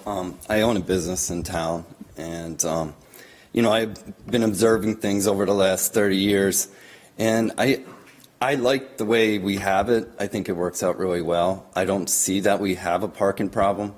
With my business, a kiosk or whatever you're talking about, I think it would hurt my business. I went to Portland. They have that system. Mm-hmm. And I just wanted to get a cup of coffee, and it ended up costing me, I think it was $3 or $4, park my car, and then I went in and got my coffee, and I can't see this system working at all, with especially our demographics that we have. I just know my mother wouldn't come to town if she knew she had to pay for parking in town. And I think it works out really well, the system that we have. I've been following it with the police department and so forth, and, I respect, their thoughts on that, whatever is the best system. But I do think the concern that I have as a business owner is that we have lost, 8 or 10 spots on Main Street right now? I think it was around 8. Yeah. Six or 8. We lost 6. Net 6, or I think. We gained all the ones that the employees are Right. no longer Are not parking. I'm at the point right now that why don't we just get rid of all parking, because we don't have that much parking anymore. sure. Turn the area into a green area and maybe come up with a parking solution. I love the way Freeport does it, and they have a parking garage. Yep. It's free of charge. It's easy to get in and out. We're different, as Tom said, we're not Freeport. We're not Right. Bar Harbor. And we're definitely not Bar Harbor. The demographics are totally different. So that's I think it's, I think, this is the beginning of Camden's reflection on what to do with parking. So running a pilot, again, it's just a pilot project on a very limited space in town that will allow us to gather data and will allow us to gather feedback from users, from businesses. I Can't wait for Scott to text me and give me some feedback. I think we should look at it as an experiment and try to figure out what is the best solution for Camden's parking issue in the future. And nothing is set in stone, but we have to start somewhere. Because what I was hearing from you, it sounded like what was best for the town and how to make more revenue, and I didn't hear much about the business. So one of the things, and it's a question I have asked John Burke many times, and there are studies that have been made that show that managed parking tend to increase the size of the retail tickets. In a way, it's helping your businesses because you're going to see a higher turnover. And instead of having parking spaces occupied for a longer period of time. So, there's data that shows that. I'm going to say it one more time. 2 months out of the year, we have a parking problem, okay? The rest of the year, we don't really have a parking problem. I have locals that could come in and out of Main Street and find parking, come in and out of my store, grab the lunch and leave. Yep. And generally, they're not there very long. Yep. I have employees, 30 employees. I make sure they do not park on Main Street, and if I find out, I get very upset with them. I mean, that's, I want to make sure that the customers have a place to park. Yep. And I think most of the business owners are kind of like myself. We respect that. So. Okay. Yep. And I think this is excellent feedback. Again, the parking project the pilot is going to be only this summer. If we're looking at a long-term parking management solution, it will be for the summer season because the summer is when we have a parking problem. And the reason why also I'm interested in working on improving the parking situation in Camden is, yes, we don't necessarily have a problem today, but in 10 years we probably will have one because parking tends to increase. Traffic tends to increase, not to decrease. So, but I look forward to receiving your feedback, and because that will help us inform a better solution for everyone. Parking, the ticket fee, I think, is a good way to go. I agree with you, Tom. I think it's essential. Good to see you, Tom. Thank you. Any other discussion on the board? We have a motion and a second to approve. All those in favor? Opposed? 3-2, the motion carries. So let's get her done, Bill. The next item is to amend the parking traffic regulations to add enforcement of violations 7 days a week and holidays. Correct, Randy? You're muted, Randy. Push another button. It's probably better than listening to me. Jeremy, do you want to go through that? You wrote the changes up there, but Sure, I can. So there's a provision in the traffic code you did this recently when you redid the fee schedule or the fine schedule. Was it last meeting, I think? It was an experimental piece. So it's something similar. And this is for this pilot period, and this is an experimental amendment. It's allowed by the traffic code. And we had the parking committee met and reviewed along with John Burke. There was at least one business owner there for that meeting. Todd Anderson. Todd Anderson. Yeah. Yeah. And we needed to kind of codify what the experimental pilot regulations will be. Because they're regulated in the traffic code. And in order for traffic enforcement and this pilot to actually work, you need to be able to, have it in the ordinance or in code on what the regulations are. So I can go through it if you'd like. Pursuant to Section 2.1, Emergency and Experimental Regulations of Part 4 of the Camden Police Ordinance Traffic Code, the town hereby designates that for 1 year, and these experiments are only 1 year, so we got to do this annually. We're going to do it now and then hopefully next year again, so we get a good idea again on how this is working for us. That for a 1 year experimental period, which will be renewed 1 year from the adoption date, the town is implementing a paid parking pilot on the public landing, and the following parking regulations shall apply to the public landing parking lot during this effective time period. There are 2 15-minute spaces there. Except for the 2 15-minute parking spaces, the designated fisherman spaces, and the handicap spaces, all other parking spaces in the public landing lot shall be paid 3-hour parking. The next provision is the paid parking on the public landing lot shall apply and be effective from 9 a.m. through 6 p.m., 7 days a week, and shall include all holidays. The hourly rate for said parking rate shall be $2 per hour. And these provisions, once adopted, shall apply from May 1st through October 31st. And that's down on the bottom is the code section within the ordinance that allows you to adopt these provisions. And these were the the parking regulations that were reviewed and discussed previously with the select board and reviewed at the parking committee multiple times. Okay, Jeremy, just one question on the language, and maybe it's me that's confused, but it specifies a 1 year, where is it, 1 year program from the date of this document, which is June 21st. It only gives us one summer to. Correct, and that's why we'd have to come back again, Bob. In the first paragraph, I said we'd have to come back. Okay, got it. A year later. That's fine. Okay. And 2.10, which is at the bottom of this document, is the code citation, and it does say will remain in effect for up to 365 days. Got it, Jerry. Rather than going through the whole ordinance requirement, amendment requirement process, this experimental provision allows the police chief, with your approval, to do certain things. I think you've done them on Cross Street, change the direction of one-way flow and those kinds of one-way traffic in certain areas, those kinds of things, and that's what this is. Thank you. Other questions, comments, board? Motion? So I make a motion that we approve the experimental amendment to parking ordinance, traffic code, part 4 of Camden Police Ordinance. Second. Motion made and second. Discussion, board. Anybody have any comments? Discussion? This word experimental, it keeps coming up in this town. If you don't want to talk about this now, that's fine. But the experimental stop sign removals, is that the same? Say that again, Allison? The police department has been removing stop signs around town, and the wording has been an experimental stop sign removal, and people ask me about it, and I'm like, oh, Is that the same provision? I'm going to let Randy answer that one.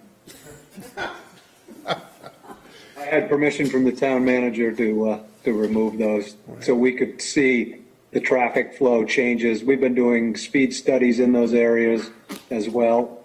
So I guess the answer is yes. So you're putting it on Audra. I can go back historically, and those were placed years ago as a speed deterrent, which is not recommended by the state or the federal government.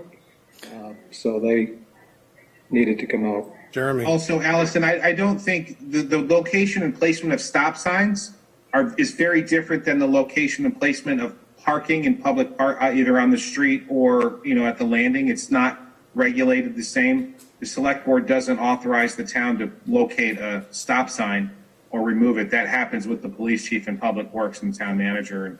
I think it's actually the police, I think is actually who has there's a lot of responsibility shifting that seems to happen, because I've been approached by a number of people who have told me that they complained about it, and I'm not stating that I have an opinion about the stop signs in particular, but it's when they've contacted town staff, they've gotten sort of shifting answers as to whose authority it is, and so that is just something I'd like to have clear, and it was the word experimental coming up over and over again, that I do think when, that people did that because they wanted stop signs because they were concerned about speed, and so just removing the stop sign, I think that might be an opportunity to say, let's remove the stop sign and try some other kind of, more recommended traffic calming.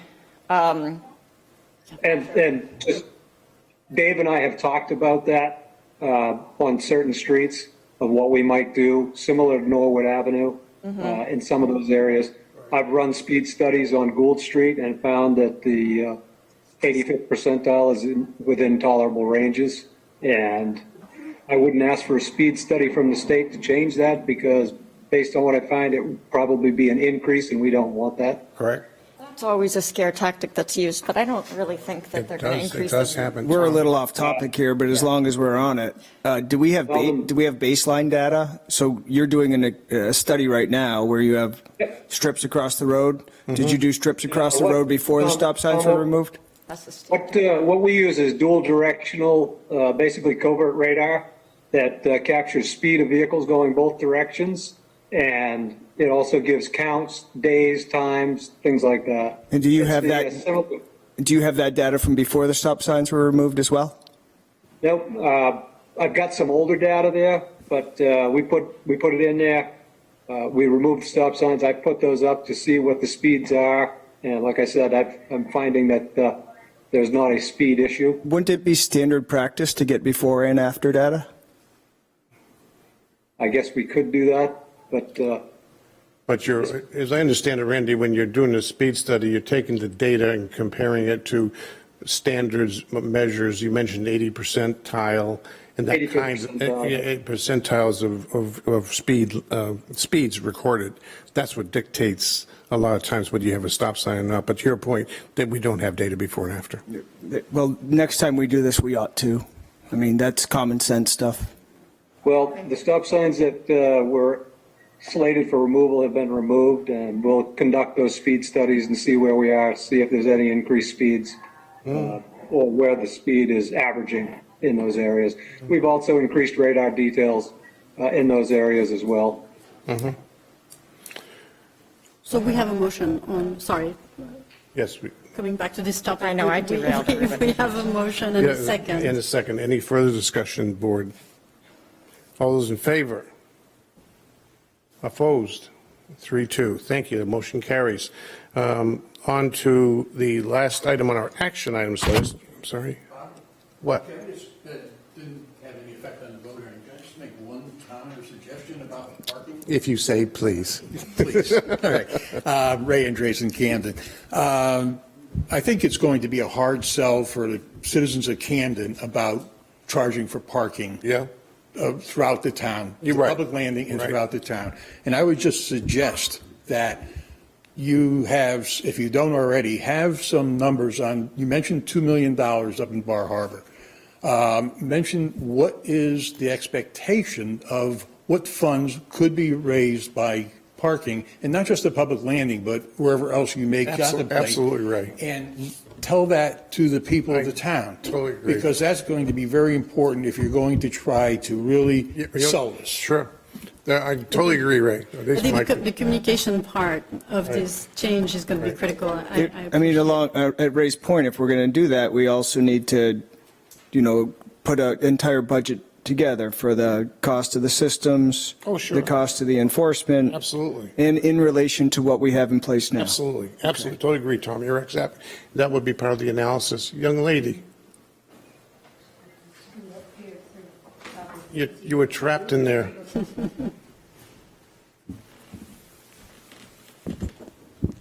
Hi, Jean Brewer, Camden resident.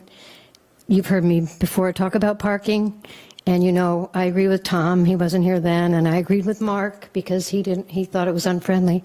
But I had a question about the ordinance that you're talking about. So does this prohibit things happening during the summer on the public landing, like the Windjammer Festival, when they close the lot? Is that going to, you still be able to close the lot for those types of events? We actually just approved the closing of the lot. Just approved one. We just approved the closing of It the would lot. it could likely occur. Well, yes, you did, but then you were talking about the ordinance, so I got confused and saying that this was I see. effective such and such a date. I see.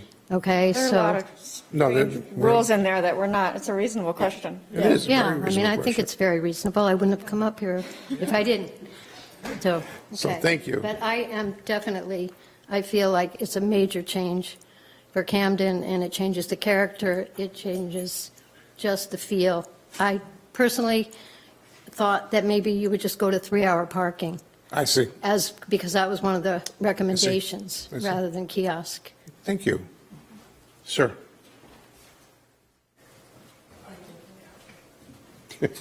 Thank you. Sean McBrien. I'm a resident of Camden. I just wanted to suggest, I don't know whether you've considered a possible alternative that may not be widely used, but I was born in a little town called Chestnut Hill, Philadelphia. It's quite affluent. One of the ways that they worked it was that you would park and get a paper ticket that was stamped with time. And rather than paying in money, you would actually get your ticket validated at vendors or merchants in town, right? Mm-hmm. And I think if you haven't already considered that, it might be worthwhile as a win-win if you're considering parking anyway and controlling that somehow, where it could, number one, drive more business among town merchants, as well as possibly, rather than people taking up parking spots just to walk up and down the town, right? Like I said, it could actually drive more business in town. So just a suggestion. Validation is a very common thing in the world for parking kinds of things. I'm sure We talked about it, and we have not included it in the pilot, but it is something that we're completely considering because it requires a different setup, basically. So for the just short duration and location of the pilot project, we're not going to include validating parking. Also because we're trying not to put any kind of exception or exemptions because we want to have the full data on how people behave on the landing when it comes to parking. And then knowing, based on that data, tweaking it, arranging it, changing the parking requirements. Which, by the way, with the kiosks and the apps, because you'll be able to pay for your parking with an app, is very easy to make. We can change, it's super flexible. So all those things, there's been extensive conversations about it, and it's just a matter of really putting a system together. But there's a long list of items like validation we consider the system allows for. It's electronically computer-based. Obviously, we can reprogram it. We want to start slow, and then on the landing, and then we can start playing with some things and see how it works or doesn't work. Right. And there's a long list of those, actually. The first 15 minutes free. You can do those kind of things. You can do all kinds of little, but if we You can don't make it want free for residents if you and want. free and for you can residents go if to- you want. can comp different Or there's all groups. kinds of mechanisms. But if you start off complicated and trying to guess what's best, start, Sophie's point, start basic and tweak from there. That's Right. why it's experimental. So one last idea, it's quite novel actually, but if you are collecting those data and able to tweak the system, so you could, in a sense, have a randomized trial in your app where some people pay a prescribed fee and some people pay what they wish to pay. It's been tried in other contexts. It has, yep. But make it clear that the money that's collected will be used to beautify and maintain the town of Camden. Something positive. And, right? So rather than, okay, we're going to pull this out of your pocket, right? Be like, this is going towards something. And again, make it clear that that's the intended purpose of these monies, and also hold by that. But I think it would be a pretty interesting study while you're collecting data to do something like that. Interesting. Cool idea. Yeah, we could do that. Because they do find sometimes that people will donate more than they will Absolutely. if they're. And again, if you make it clear the purpose, when people see, again, what a unique town Camden is, and we are a unique town. I don't know. It's an idea. That's a good idea. Much. Good idea. Cool. Thank you. And I'm an epidemiologist, so once you collect the data, I can analyze it for you. That's kind of, isn't epidemiology Put 'em on kind of the a parking four-letter committee. word these days? Thank you so much. Good Thank you. comments. Onward and upward, we have our last action I was just going to lay on the table, which is a consideration of a revised scope of work and budget for Phase 1 for the Megunticook River Restoration Project. Basically, this is all in reference to our consultant, which we actually approved a few weeks ago. Exactly. So a few weeks ago, we approved a contract with Source to Sea to help us set up an advisory committee and launch the Phase 1 of the Megunticook River Restoration Project.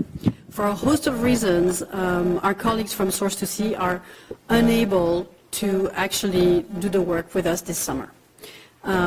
So we went back to the other consultants who had sent us a proposal, namely Forest Bell and Biohabitats. And I've had extensive conversations with all three of them, Source to Sea, Biohabitats, and Forest Bell, and sent them a request that they would send us a new proposal with work plan, tasks, deliverable, a timeline, something that is more structured than the first proposal that we had received a few weeks ago.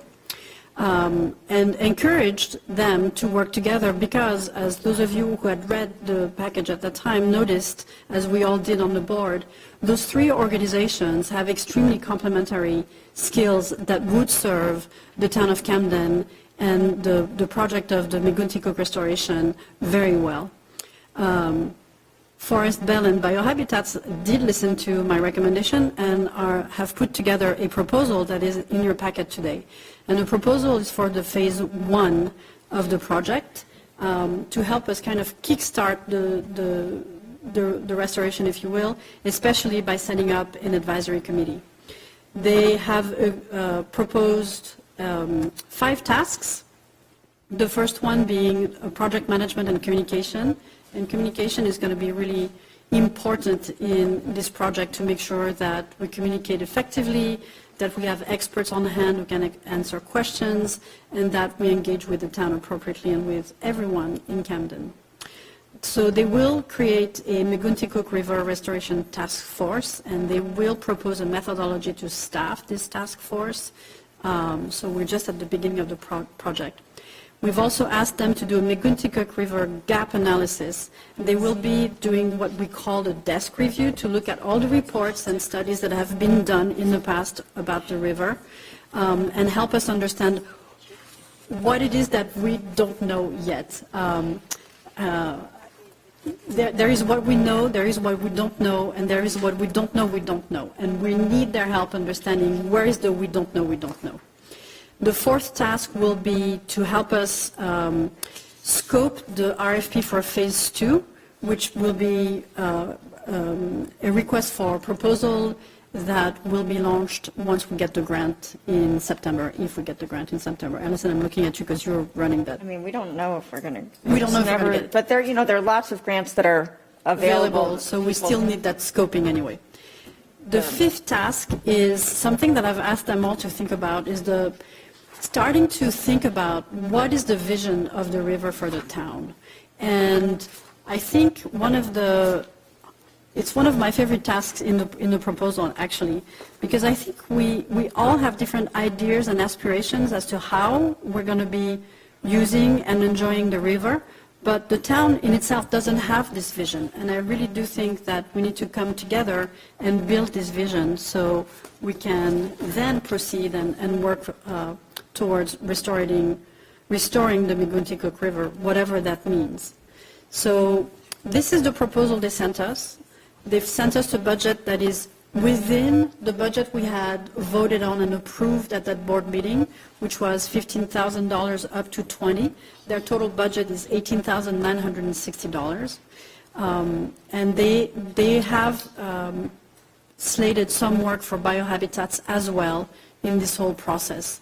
So my recommendation to the board is to approve or to reconfirm FB, Forest Belt and Biohabitats proposal so we can start working with that group into, kickstart the project of restoring the Miguntikuk River. Okay. Comments? Yeah, I mean, the only thing, I think it's important that the range of things that are considered is sort of the full range that, like you said, the town doesn't have a defined vision for the river that everybody has agreed on, that, may include restoration, it may not. That's not something that's been decided. And so I think, I would just want to make sure that the work really includes sort of an evaluation of what we know about the current system, kind of a full going back to the beginning to say, okay, how did we get here? What is known? What is not known? And that it wouldn't. I wouldn't want to go in with like the idea that, okay, we've already decided that restoration is something that the community has decided on. What does that even mean, restoration? Does that mean, we know we can't restore it to exactly the way it was. So I am, excited to, I think what they have, this firm has that a lot of others don't, is experience working with towns. They don't have much dam removal in their portfolio, which is fine. I think they have experience working with towns to craft plans that work for what the town's goals are. There's been a lot of water quality stuff. So I mean, obviously there's a lot of interest in talking about this, but I just want to make sure that what we instruct them to do doesn't start with this feeling of like, oh, well, it was already decided we had to do this, that there's, full latitude to look at everything from the beginning. I think it's part of my mind task 3, which is gap analysis, which Right. they talked about reviewing past reports and looking if there's gaps in information like, yeah, you're looking at this, but you're wrong. You should look at this, which a lot of comments have been made about the feasibility report because it's a feasibility report. It can have and may have gaps. And, we have a lot of documentation. We do. I think what's going to maybe come of this is a lot of the questions people have about, we know that there are some problems with the way things are, but we don't have really clear understandings of the alternatives to dam removal that could be pursued, what this would cost, what that would cost. And so I'd want them to do that. Can I make a comment? Of course. So I think the first thing that was put out on the website in the packets is incorrect. I think that needs to be discussed and put forward. What was put in? Yeah. It was in there. The what? It was, yeah. So what Tom and I got and what was put on the website is inaccurate, but it hasn't actually been talked about right now, so I think it needs to be. Right, if some people saw that first thing, it was like, that was this broad thing that was put out from. Because it says that this company understands that the town of Camden is looking for them to engineer and design for removal and partial removal of the Miguntikuk Dam. That's the first sentence. Right, which isn't what actually went to the. No, it's actually not. It's actually not the RFP that was sent to them. This is an internal document that. But it's public. This was put public. But this is the proposal we have is not in answer to this. No, but this is what it was put forward for this, for what we're talking about. But it is not the request for proposal that went to them. Yeah, But it's a very and when I looked at that, I was like, oh, what was that? And I don't, since Audra's not here, we don't have. They sent that in with the second amendment. That's how it got in there. So I haven't even actually read or even had a chance, and it wasn't even, do you know that, Bob? Well, know what? That this, what was No. sent? Well, all I know was that there was Put out. confusion about what was in the packet, Yeah. not the least of which was two different proposals. I believe that was deleted. Yeah. But Okay. yeah, that's, and as the current packet, the only thing that's in it is the current proposal. Yep. Period. Right now, this moment, the only thing in the packet is the proposal which you're looking, I believe, right now. She's going by it because I had done the paper. Well, I know, I understand. Well, yes, I understand. and, right, and what There was reviewed revision. online. I get it, Stephanie. There was Yeah. confusion. I get it. Yeah. And that's, not good.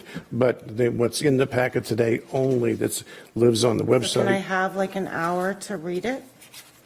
To make a, Well, wasn't vote? the proposal, there was proposal a was always- deletion of what was in the packet. No changes, correct? we just deleted I the just old. deleted the original. Okay. To replace it with What was in your packet for review included this proposal? Except she didn't get her laptop today, is what she's saying. So Well- she's going by the paper copy. that Which I put included together. both. I see. Yeah, it's confusing because it did start out with this Oh, broader there's two thing. numbers here. I have to speed with what you're talking about. Yeah, I get it. I get it. There was a broader thing that was the reason that we didn't approve it, or we approved it with conditions, because I think what Audra had sent out was like, all right, So basically, broad. we need the county's help for different firms. We don't know exactly what we need. Here's like a full range of a bunch of like things that might be needed. And what we decided at the last meeting was that it was a little too wishy-washy, kind of what was given to, and that we needed to scale it down to like, okay, this is what we know we need right now. And Sophie felt like she could define that. We'll have much after the committee goes through a summer phase, we'll have a better idea of the full scope of work that we want. But that's why we're here doing this again, was because we felt like, all right, that was way too broad. And so we got these proposals from a couple others too that were just really broad. Like, we're going to do this and this, and it was like $90,000 worth of work. this proposal we have right now is the combination of two entities. Yes. So now we only have one proposal to even look at. There won't be any more coming in. Correct. But I think a couple. But the process was that all three entities were giving the same information to submit a proposal on. But source. And also we're encouraged to partner together. So instead of, and I'm quite happy actually that Biohabitats and Forest Bell are partnering because they have different skills. And those two skills, they would not have competed individually. I don't think actually Biohabitats would have submitted a proposal if they hadn't been rolled into with Forest Bell. Yeah, remember, Source to See also, the last board meeting, we had three proposals. They were kind of different in the way they were, the scope was, we didn't really have a detailed RFP that was sent out, and that gives you different interpretations. Source to See came in with the most succinct, and we chose them and with the budget. But then there was personal problems with the two people who have Source. It's a small entity, and that created a problem for them to do it at all. So in parallel, went out with more succinct RFP to the other two, well, all three actually.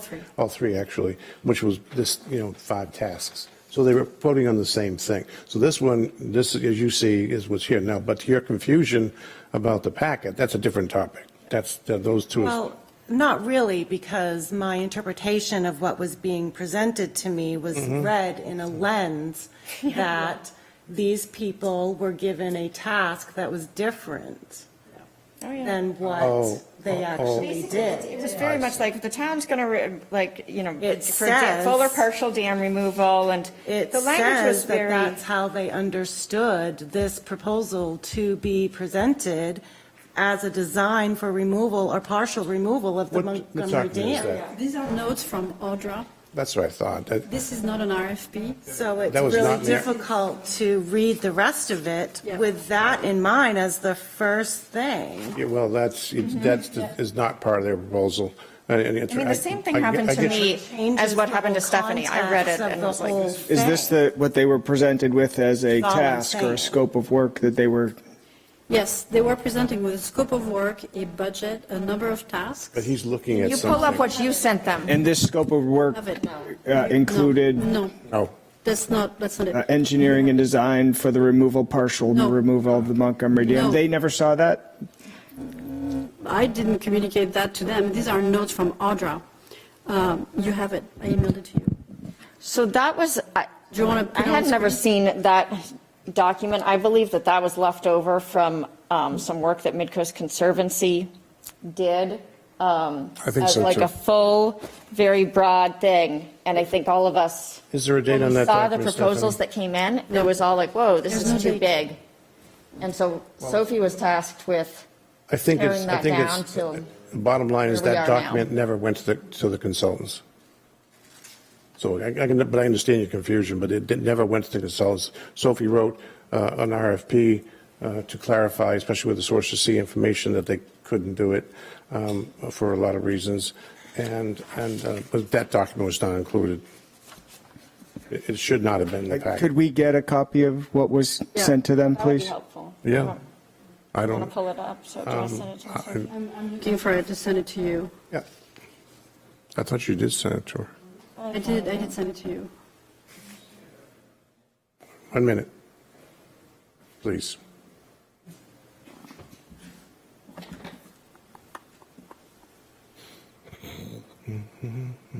Can you pop it up on the screen when you get it?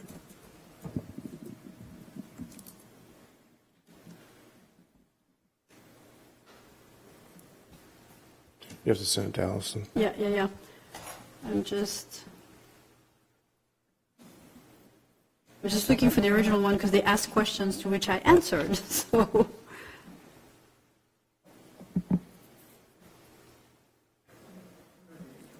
But I mean, it's not like I have time to review or, I mean, When did you, reassess. when did you get the packet? I mean, Allison. I think, I mean, what she's saying is totally I agree, reasonable. I I read that agree. and I was like, oh, that kind of. When did they get the packet with the proposal in it? Well, It didn't get fixed until, that one did not get revised till this morning. This We morning, closed yeah. yesterday. I guess my question was, in the packet they received, was this final proposal in their packet? In the online packet, not in the paper. Got it, okay. oh, they only Oh. had the wrong one? Yeah. Yes, Yeah, yes, they never got yes. it. how I can make that any more Yeah, we're clear. gonna- It's the that's a only problem. thing that I had to review was the Well, wrong there's, information. yeah, well, I got it, you're, Yeah. got it. I just Yeah. wanted to make it because it You- kind of you- sounded like it was still confusion. No, you're No, it's being just- very clear, yeah. Stephanie, it's very clear, very clear. That just became clear to me. I thought she at least had both before. Yeah, Online on the website, but they didn't. I see. They didn't have laptops at the time. Yeah, A it's just a timing lot issue. to come into Yeah, the middle of it. Well, and I have been reviewing so Sure, much sure, information. sure. So then to come in and read that they You're understood. not expected to read it during the meeting. No, but it was like the wrong thing. It was like literally what we had looked at before and seen. It wasn't even we don't even know where that document came from. That scope of services, which is extremely broad, of like every possible thing that the town could ever need done. And so to read that, anybody would, think that's why we said we really don't need all this stuff. When we got the proposals for $90,000 of work last time, we said, we don't need all this stuff. We want a smaller. So Sophie, you sent I just emailed it to you, so you can put it on screen. a bunch of. Okay. I mean, I don't know. I mean, so basically Tom and I a little in the dark. There's nothing that we can You- do. you can- And I know that we have 3 people that can vote for it, but Maybe.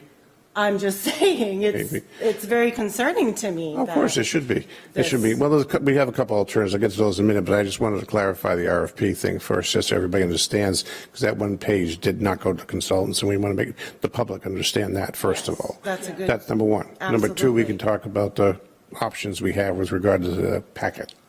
I mean, mostly we want to make sure that everybody's on the same page in terms of what we're directing a consultant and a Right. committee Right. to do, that we're Right. not going to repeat the same Right. mistake of feeling like there's Right. a foregone conclusion and that not all options Right. are on the table. And we want to, Right. I mean, that's the goal here, is to be able to let everybody say, these are all the Yeah, the things that we don't RFP. feel the town has looked at, what has been looked at, what are Right. all the questions. I agree. Because we don't want to skip steps this time. Now, let's pop up the RFP just for the public. I'm just like trying to figure out how to get my, I mean. I'm sorry. This was It's all put out public on document. Friday and not revised until today. And that- yeah, So, you're absolutely right. There's no debate. No debate. nope, I'm not saying it is a debate, but it does need to be clarified. Sure. Because it is very concerning that that is the very first sentence. It's not even the full sentence, just half the sentence. This is what was sent.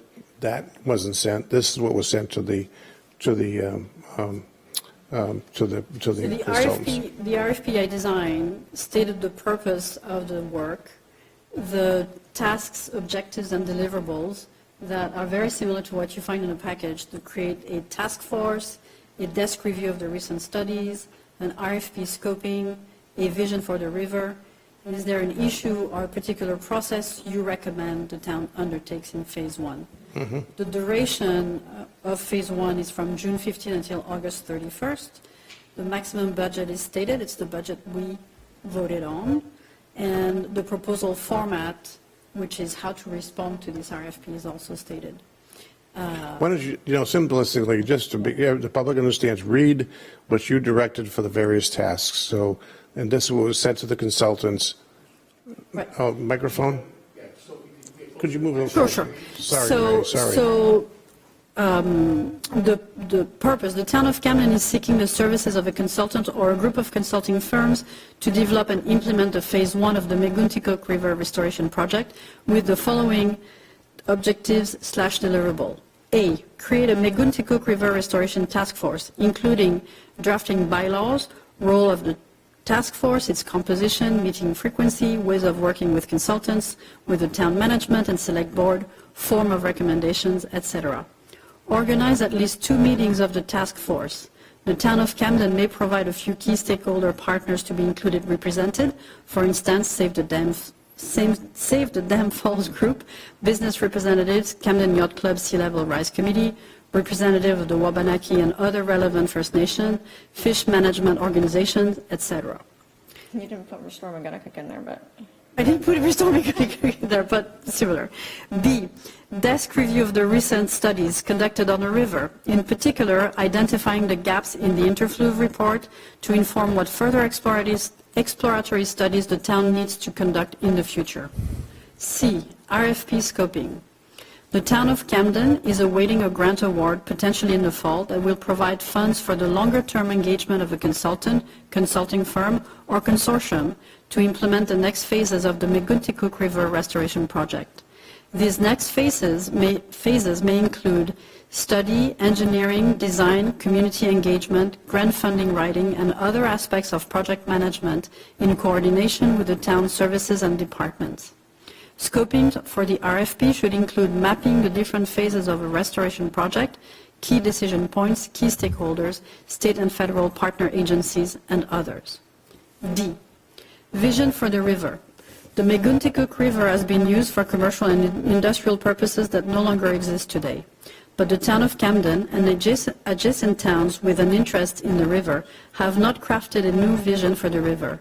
For this task, we are looking to set the basis for a community visioning exercise that will look at how the town of Camden wishes to use the river moving forward.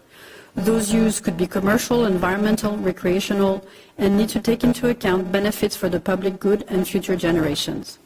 E, is there an issue or a particular process you recommend the town undertakes in phase 1?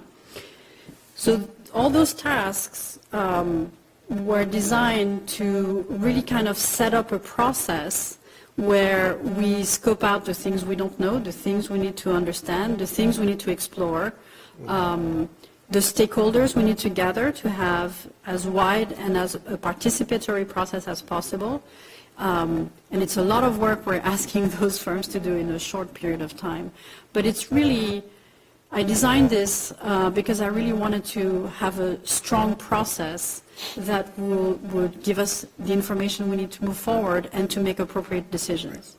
So that fundamentally, just to be clear, I wanted to read that into the record because that's what was sent to the consultants, period. That's it. So what we did internally with our packet is a mess. It's a mess. It happens. Initially, and unfortunately, because of computers and, Stephanie and Tom didn't have a chance to understand that, one, and two, to review the proposal. So that's the second issue. What is the realistic schedule for this? Because we are here at June 21st, and the next meeting we have is July 12th. So I would love if we could vote on this tonight. I understand the issue with Tom and Stephanie, who haven't had a chance to review it appropriately.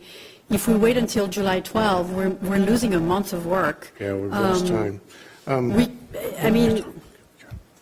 If we could vote on it tonight, it would be great. Let me hear from Tom. The most important thing is transparency to the public. What is the origin of the document that Stephanie and I received? I have no idea. These are notes from Audra. I have no idea where This it is came an from. internal I have no idea. document that found its way by no mistake idea. in the packet. I have no idea. I have no idea. There's no date on it, there's no author. Yeah, I don't know where it came from.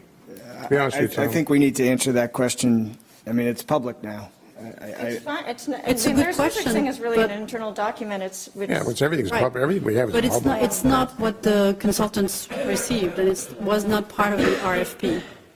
Right. I agree. Well, we have this, we could move on it if it passes, but with a stipulation that we would require feedback from Tom and Stephanie at the next meeting to discuss, potential options for change or implementation. That's one option we can do. I don't either. I think there's something that remember, we have to, this is one of those crossover things where we agreed to bring on the bottom line is we agreed to bring on a consultant. We actually approved a consultant. I agree. I'm sorry, I didn't. No, go ahead. I support the idea of creating a task force. I think that getting stakeholders together to state their ideas and is since that's great. that's kind of the first task in here, Tom. But if this has been prejudiced in any way, I mean, we can assure it all we want, but that document exists. But for the record, I'm stating for the public that document never went to consultants. I mean. The consultants answer, the proposal that you have in your packet, the proposal you have in your packet today, well, I know what I sent them.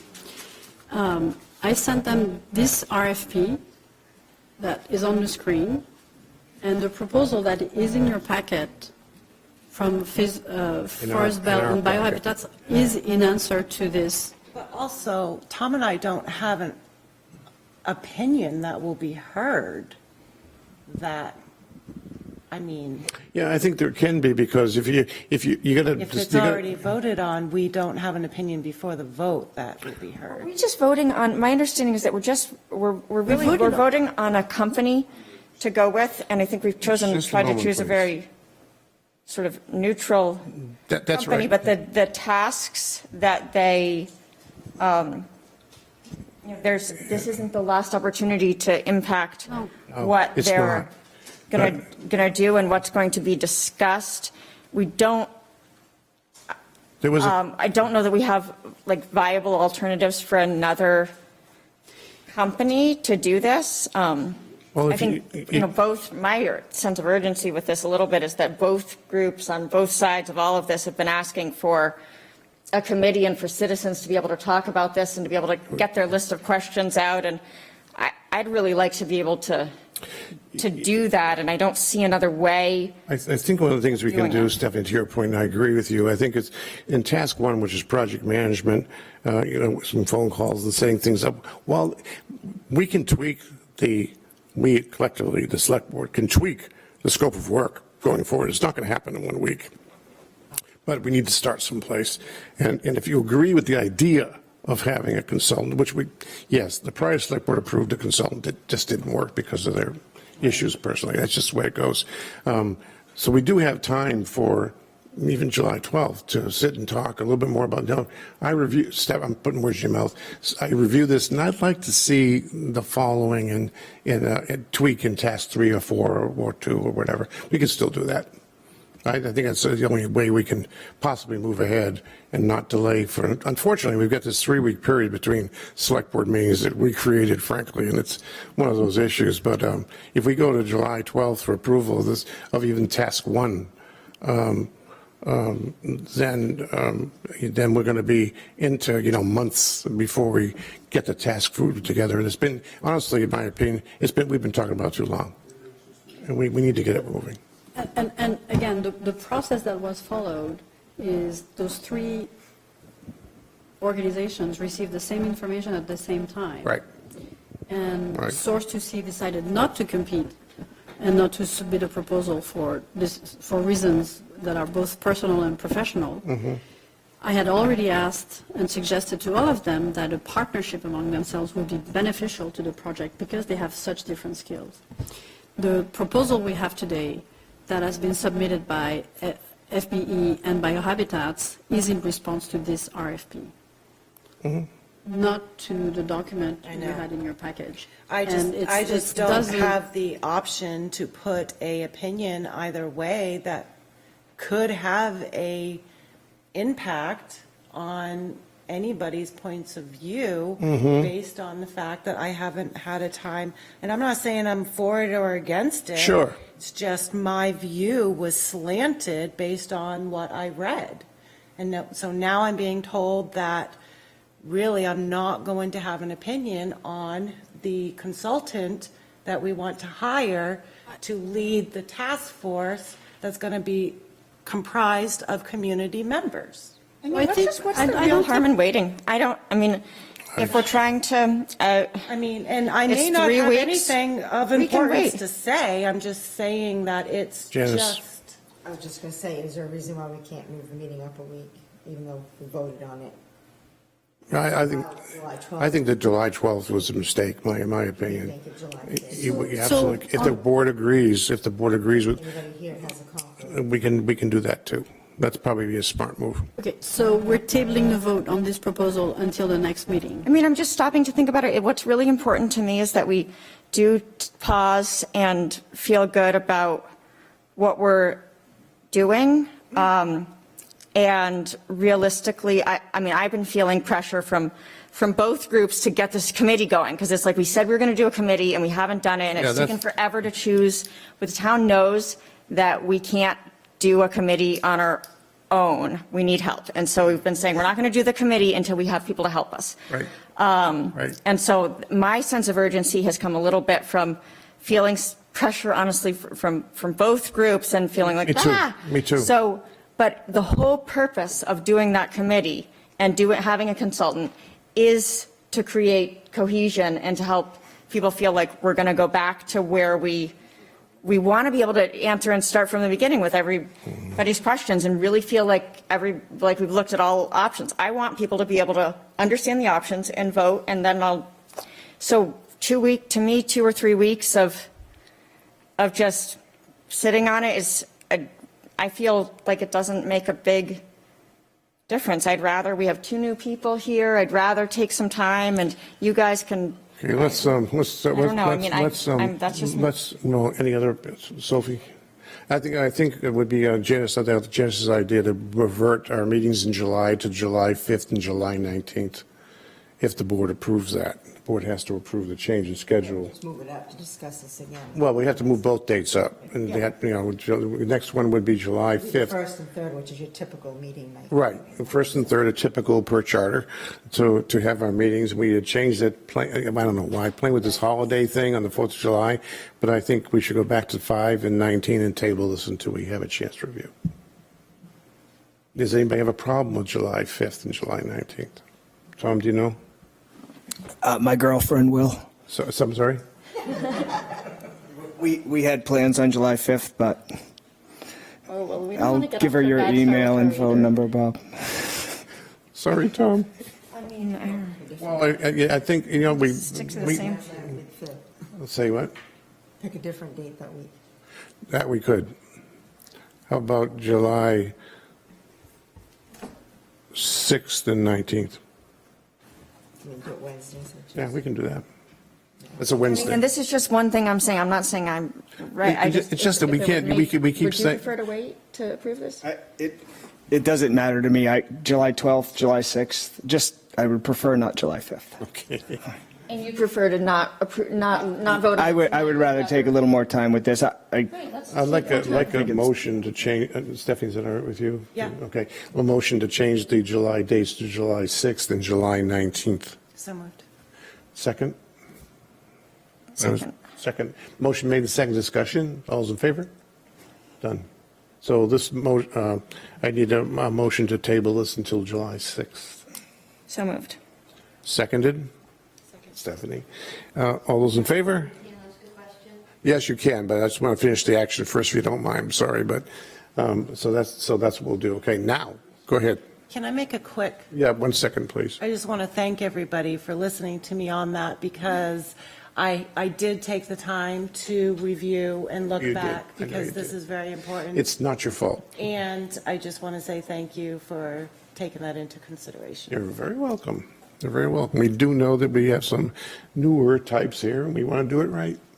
Sorry. Jean Brewer, again, Camden resident. I saw the same paper that you saw in January. I saw that, and we shared it, the Save the Dam group, so we saw that dam removal first part too, which very much shows why we have acted the way we've acted, and we've been pursuing, we were pursuing preserving anyway, but that was alarming to us. Yep. So we, as Tom said, it would be good to know what did go out. I understand this went out after the fact, oops, excuse me, but it seems this, what Sophie has done, really clarifies things. Sure. But it appears that something else went out initially. And I believe it was what I saw that we got from Audra. So I just wanted to state that. Okay, And sure. So that Sure. I completely understand where she's Oh, yeah. coming from and where Tom is coming from, because they saw that, and even Allison said she was a little bit alarmed, but certainly that was around, that's been around. Well, let's just figure out where it came from. For and be 6 done with months. it. Well, it was from Audra. It was Yeah, a but scope of at work. what- It was a scope at of what work. stage of We're- why and where the. we're. Conservancy was another organization we had a, Yeah. relationship with that was helping advise us, Well, and it they was came up with documents. sent to us from Audra, just Yeah. so you know that. Okay, fine. So we saw it. One more comment, and I'm going to close this. Thank you, Bob, and the rest. Sean McBride, Camden resident. I first want to thank Stephanie for your critical eye, as well as Tom, your voice for transparency, and both of them are very welcomed on the select board, so welcome again. Thank you. I have a concern, actually, that in the absence of Stephanie's comments, we would never have seen this RFP. And understanding that an RFP, more than anything else, drives the aims for and expectations of a consultant. I believe that your constituents should know about an RFP before it goes out. And why wasn't that done previously? And do we have any assurance that it will be done in the future? I think it totally matters as a function of what the RFP is for. First of all, everything we do is a public document. But publish if you're asking to publish every RFP we issue for engineering at the Snow Bowl or no, we don't. They're a matter of record, and they can certainly be put on the website and that kind of thing. We try to.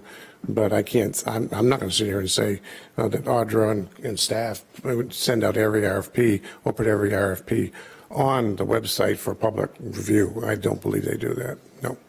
So also, in this instance, the board had voted on a proposal from Source to Sea, and we had made recommendations that I come back to the board if I found some other arrangement that would be better.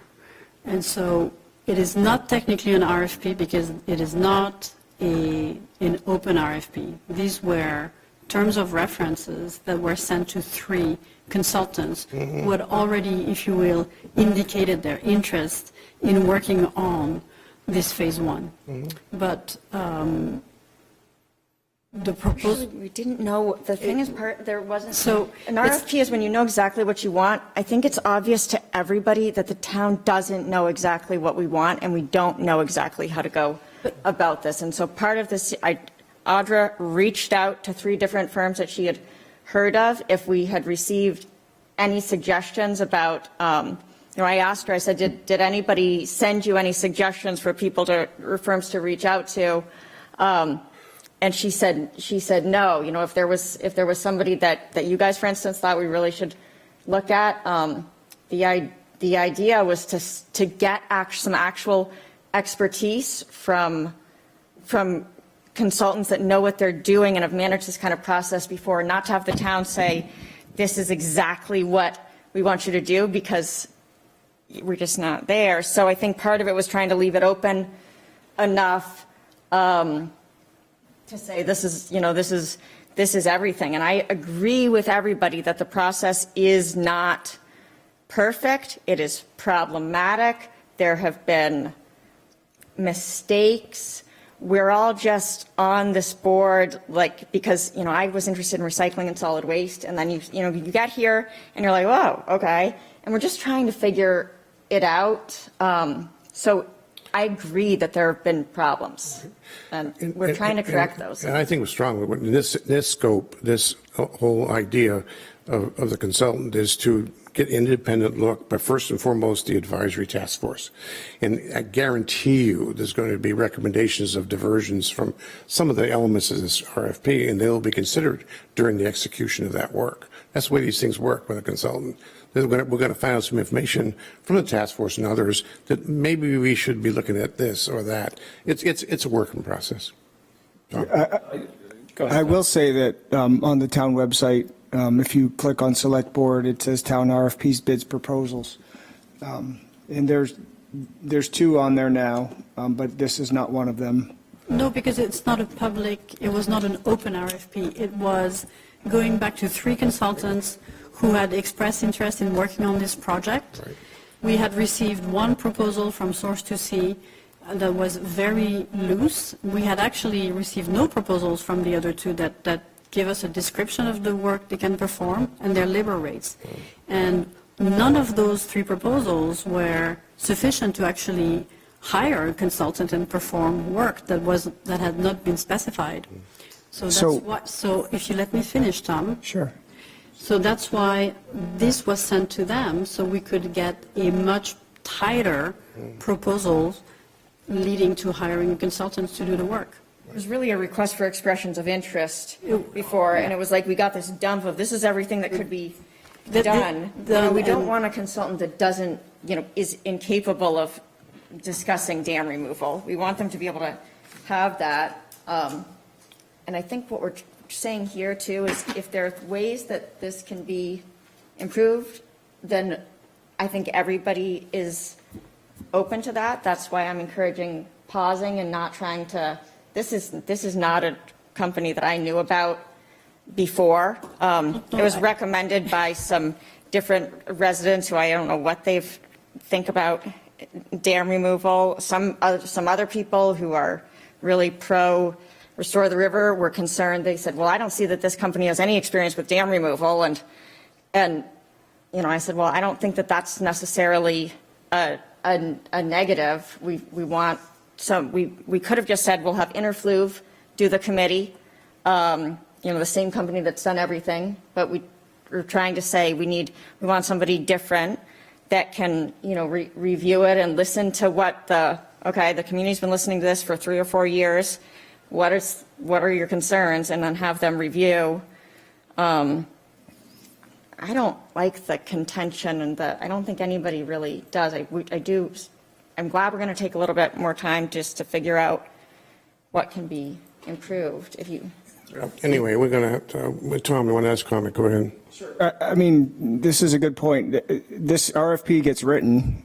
It's not all that much extra work to put it on the website once it gets written.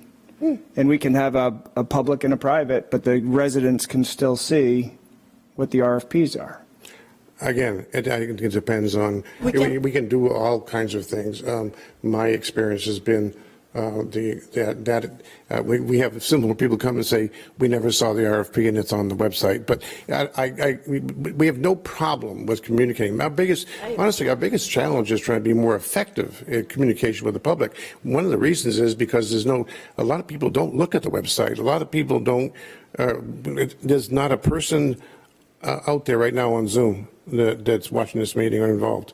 Regardless, if a resident... Let me finish, please. And the numbers we've had on YouTube are extremely limited, so this communication device is not working either. But your points are well taken. That's why I think it was important to bring this proposal up, or this email RFP. But most importantly is what is the public document that the consultant submitted to us. That too is a public record and should reveal scopes of work. I'm going to terminate this communication because we're postponing the discussion on this until July 6th. We'll have another opportunity to address it again. But I appreciate your comments very much. Thank you. And Tom, thank you. Thank you. For having our back. Yep. Thank you.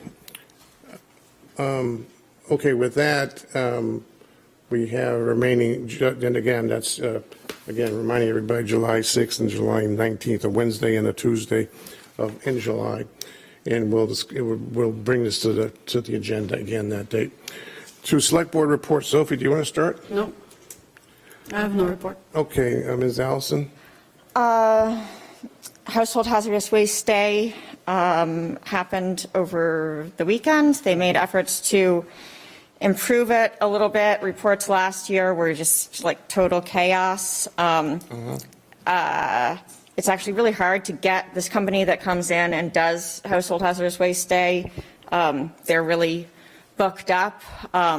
I forget to do it almost every year and end up going another year with all this stuff in my basement. It is really important to try to get that stuff out of the general waste stream because it ends up in landfill leachate and then it costs everybody a bunch of money to try to get it out.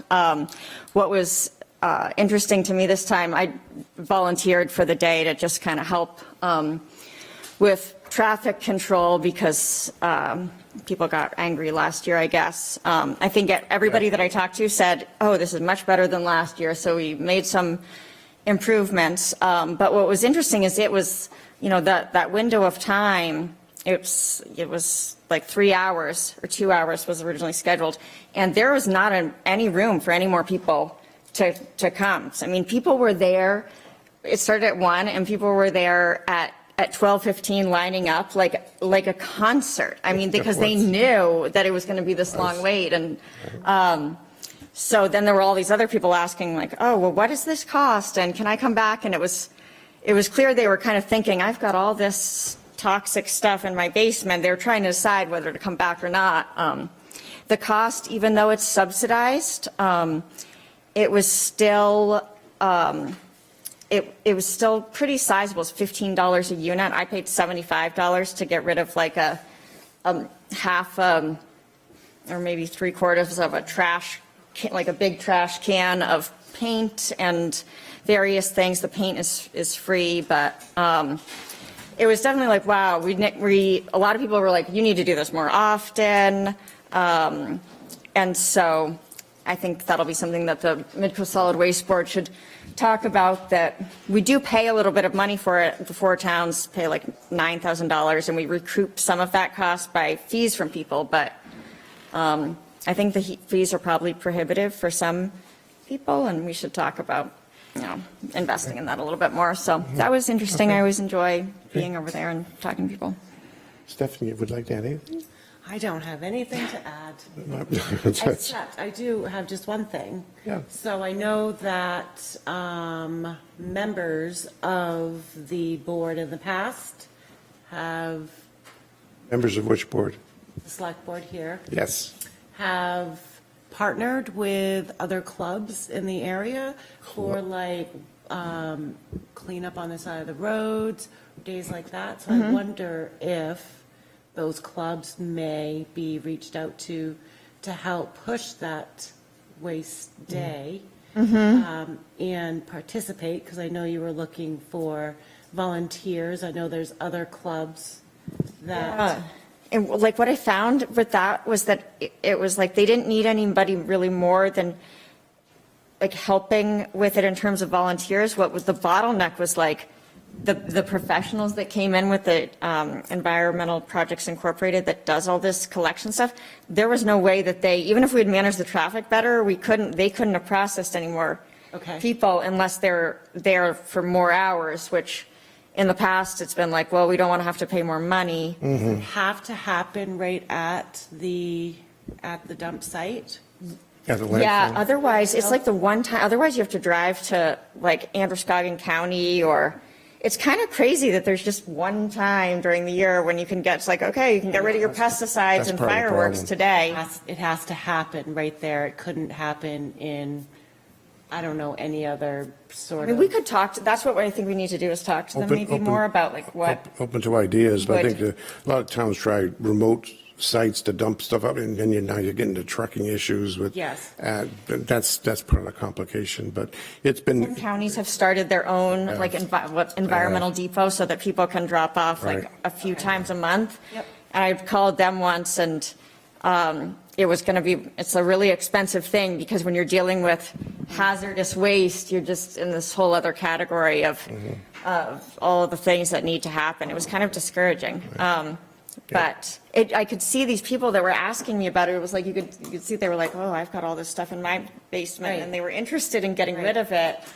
And I know that some people definitely just probably throw it all in a black bag and dump it, and just to get rid of it, and they don't have a lot of other options. Then you have the summer people. Some of the summer people are like, we're not even back until That's true. July 20, June 23rd or something, and we always hold it on the third Saturday in June. In June. So you've got like, it just made me wonder, like, what do It's people maybe too do? low early. Occasionally we find like paint dumped on the side of the road during these cleanups too, or. I was like, I really want to make this more affordable for people. I mean, some people can afford to pay it, but.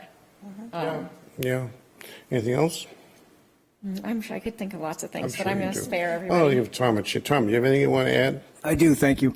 Obviously, as you can expect, I received several emails in the last few days, and a few of them that kind of hit home that I'd like to bring up very briefly. The residents on Gould Street, one of them, a very nice lady, that's my neighborhood. She sent out a couple of emails, very well written, and the only reply she received was from Randy Gagney. She told the me. stop sign? Yeah, about the stop signs. So, I mean, I think that I'd like to encourage the other board members to reply to your constituents, especially constituents who have valid concerns. Well, I've never gotten an email from them. I- I've talked to a I couple people on the I street, didn't get but an I've email. never gotten an Yeah, email. I can review with her, but. I didn't get an email. The other was from the farmer's market. Yep. And their big question is just what conditions have changed there. They seem to think there was a political component to what occurred over there this past Saturday, and it definitely left them with a bad feeling. Yeah, about it. again, this is an operations issue, and those kinds of emails, yes, Jeremy's having conversations with the farmer's market to try to put some flesh on the bone of those questions, as I understand. And again, their question is what conditions have changed, from now. It's reasonable, and I don't think it's just operational. But Like, it's, we're things heading haven't into an changed. It's not agenda. just we just haven't. We're in select board reports right now talking about information that we should be getting to the public that they may not know, not a time to review every email I get from constituents that may be of interest to the board. I go through the process to get them answered, either through town operations or myself, depending on what the issue is. Okay, well, the third one was from Jim Annis over at Rockport. Yep. And he wanted me to let everybody know that Rockport has a new board as well, and they would Yep. look forward to working with us on the wastewater treatment issues. I know, Jim. Thank you. I talked to Jim at length at the Household Hazardous Waste Day, actually. Yes, good. Thank you, Tom. Thank you. Only subtle point I was going to make, a little bit following on you about Midcoast Solid Waste, is I mentioned to you both yesterday, there were the two of us who were on the board for representing Camden, myself and Allison. I happen to have the pleasure of being the chair of the board also, which is another story.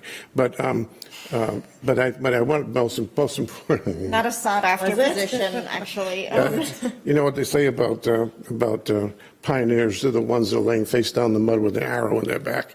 But anyway, I just wanted to mention it. We went through a recent change over there with. Bottom line is we have Dave Saint Laurent, who is as the facility manager, and I got to tell you that operation over there, when I drive in every day, it's so different, and the employees are really happy that the place is clean as a whistle. New ideas coming all the time about making it more efficient. I say this because the bottom line, the board's attitude right now, and I've told them that we're going to stay on this course with Dave, unless Audra tells me she wants Dave back, because he ran Rockland's facility when he was with Rockland. And He has a lot on his plate. oh, at he this does. point now. But I got to tell you, God bless him. I hope he's not listening, but he's a workaholic too. Yeah. He's really doing a great job. So anyhow, I just wanted to, the status of it is as where it is right now, why all the improvements have come across because of Dave. He's just done a great job. Some other employees over there, too. Oh, I don't think he would probably. Yeah, he has, but I think he set up a better organization as part of that with With like a foremen. foreman, and he's not. Oh, it's not him alone. He's learned to delegate. He knows how to delegate. So I'm very impressed by that. Next meeting. Go that great when we've tried with other. And next meeting on the 6th now, probably provide an update on our Mid-Coast Internet Development Corporation, of which I am also designating. I think we need to revisit where that is at today, especially with, not just because you're new, it's just we have to do it. This is something that the voters voted on some year ago for Camden to be part of this Mid-Coast Internet Development Corporation with the objective of getting broadband to everybody, in the town of Camden and other towns. But there's some dynamics going on there that we need to discuss. Other than that, I'd look for a motion to adjourn. So moved. That was good and quick. I like that. That's usually Ratner's roll. Now we're on a your roll. No problem. Do I have a second? Second. Oh, perfect. Come on. Yeah, exactly. You should jump in there, Tom. All those in favor? Thank you, Janice. We can disconnect the goodies.